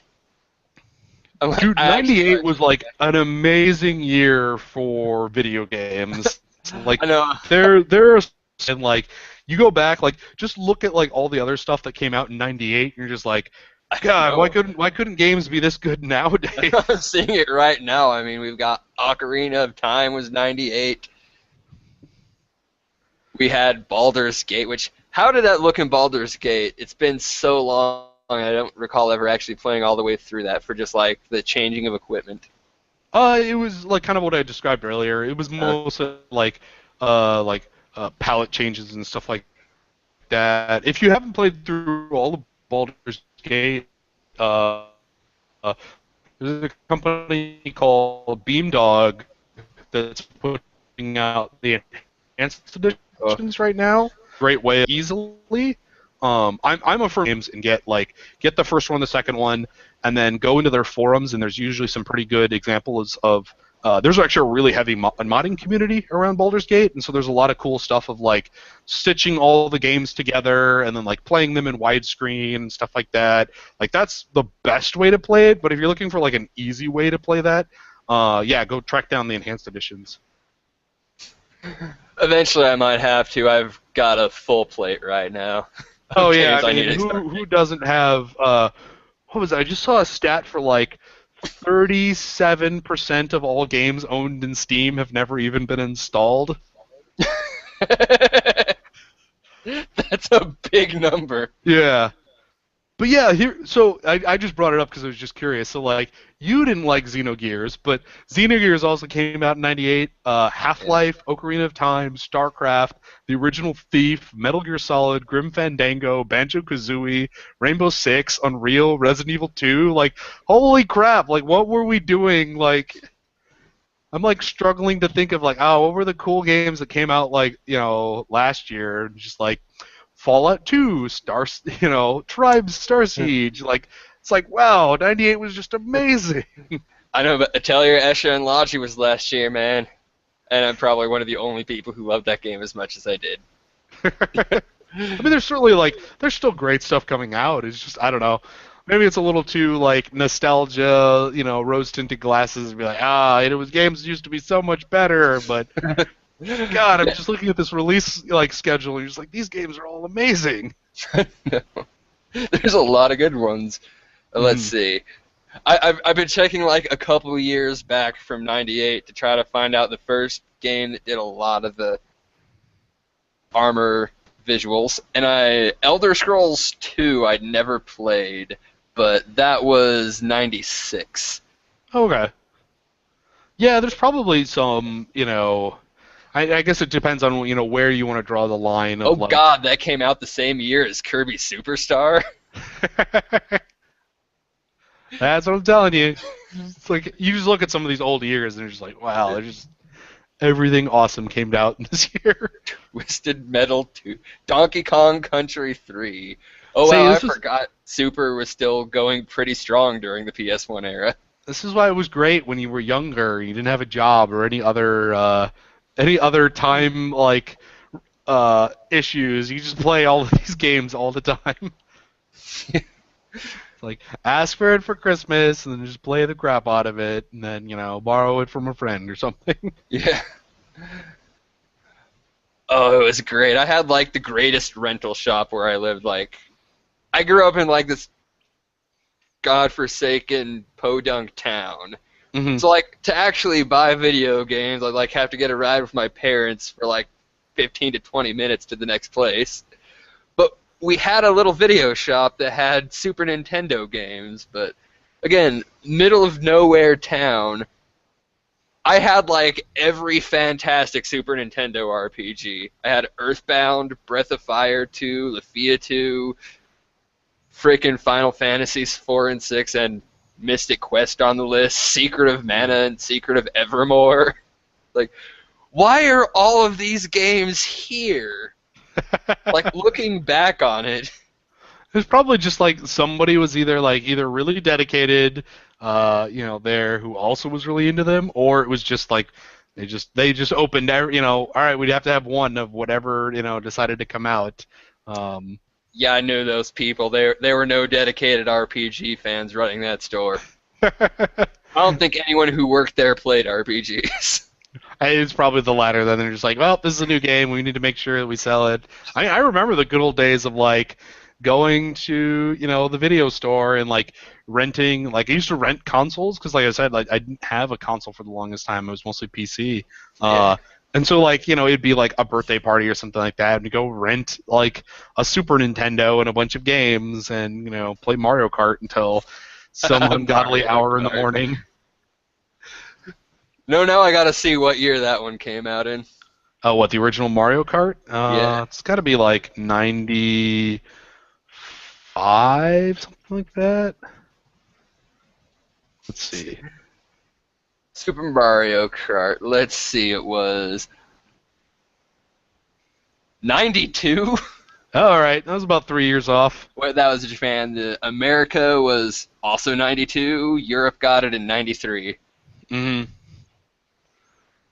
Oh God. Poor Europe. You didn't get the pleasure that was the original Super Mario Kart until a year Like, later. God, that game was great too.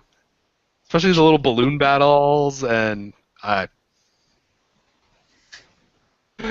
I remember like me, my sister, and a couple friends, we would get on like the four-square block fort, and we just had this weird rule we'd play by sometimes, like do not hit each other, just fire shells down. We are going to make the bottom layer of this hellish landscape. You can drop bananas up here, but the rule is you have to keep moving. You I can't stop. You have to just keep going around this thing, and we'll see who some of survives. the great appeal of like some of these like the older kind of like heyday of gaming. It was like one, they were all like super replayable, and then like there were these weird things where you could house rule stuff. Like I remember like all kinds of like you know GoldenEye. Like GoldenEye didn't have a mode for like playing to like 100 kills, but we would just play like unlimited essentially, and it was just like, all right, Yeah, whenever we got to 100, like that's when we would stop. And so like there is this weird like house rule aspect of like you don't really think about house ruling being more associated with stuff like Dungeons and Dragons or tabletop games and stuff like that, yeah, or board games. But like, yeah, there is this like side tangent of like we used to do this in like our video games too, but now you just have a billion options for like, nope, I want to make sure that battles are only resolved automatically instead of in the game map. And I mean, look at like Smash Brothers, where you can sit there and go like, I want this item to appear, but not this item, but this item, and don't do this. And it used to be like you have to go back in the day. You're like, all right, we all agree that this item is super overpowered, so like if it spawns, nobody's allowed to pick it up. indeed. A lot of fun that was. Hmm. Well, since I think we've long since stopped talking about the order. Yeah, we started talking about better games. I still really like the order, but yeah, give me some Breath of Fire too. Yeah, I mean, Even I with guess its my terrible, terrible translation stateside, it's still fantastic. Yeah, I mean, I guess for like a final thought, like I was very disappointed with the order. Like I felt it like it could have been so much more. And while they made a competent game, I don't think they made a great game. And then with all of those little things kind of like stacked on top of each other, and you already kind of have this game that was writing this line of like whether or not its value was worth how much you were paying for it for the amount of time you were spending with it. Yeah, I just ended up not wholeheartedly recommending it, I guess would be how I would describe it. Yeah, I'd say still like on the game's own merits. Like if you weren't expecting that grand thing and just kind of went in expecting what you got, a well-made third-person shooter game with a pretty good story. Well, depending on who you ask, a pretty good story. Yeah. But I mean, I could say that. It's yeah, everybody floats their boats yeah, on different water, and yeah, whatever I might not like something, but somebody else can. yeah, That's what's great about gaming is yeah. there's a little something for everybody. I don't like FIFA games, but hey, those still better than pretty much everything else under the sun. Never understand that one, but yeah. I think your enjoyment of this Because game is kind of tied to how much you can get into the story.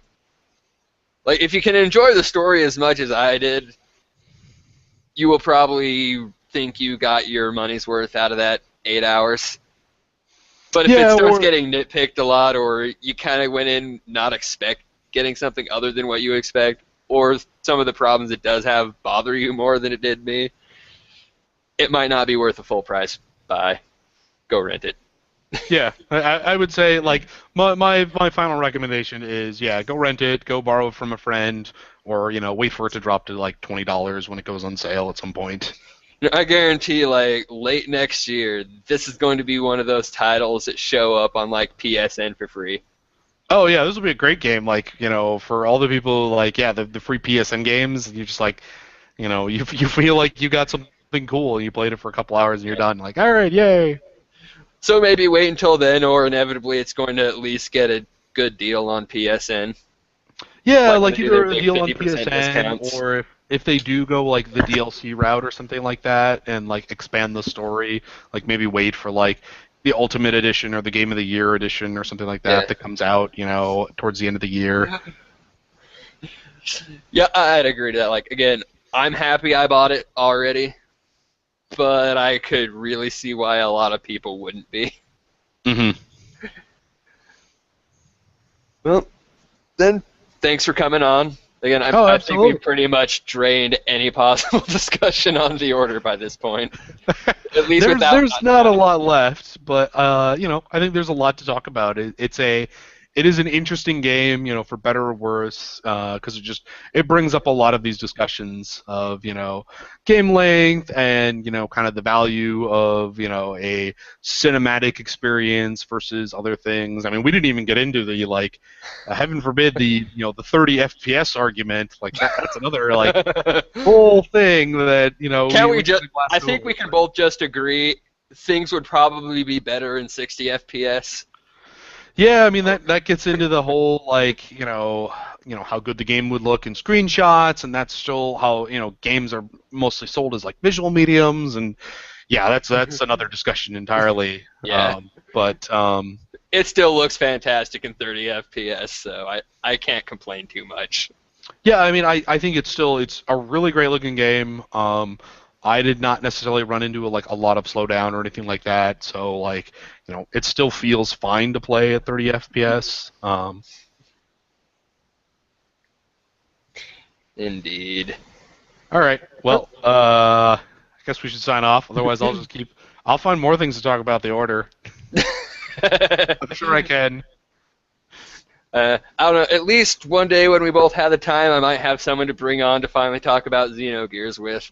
I All swore it right. would be so much easier to find someone who really liked that game, but no one I I will have to talked to like either go played it. break out my old like PlayStation 2, and I still have my copy of Xenogears sitting around here. I'll have to like replay it. That'll be a long time though. That game's actually like 100 hours long.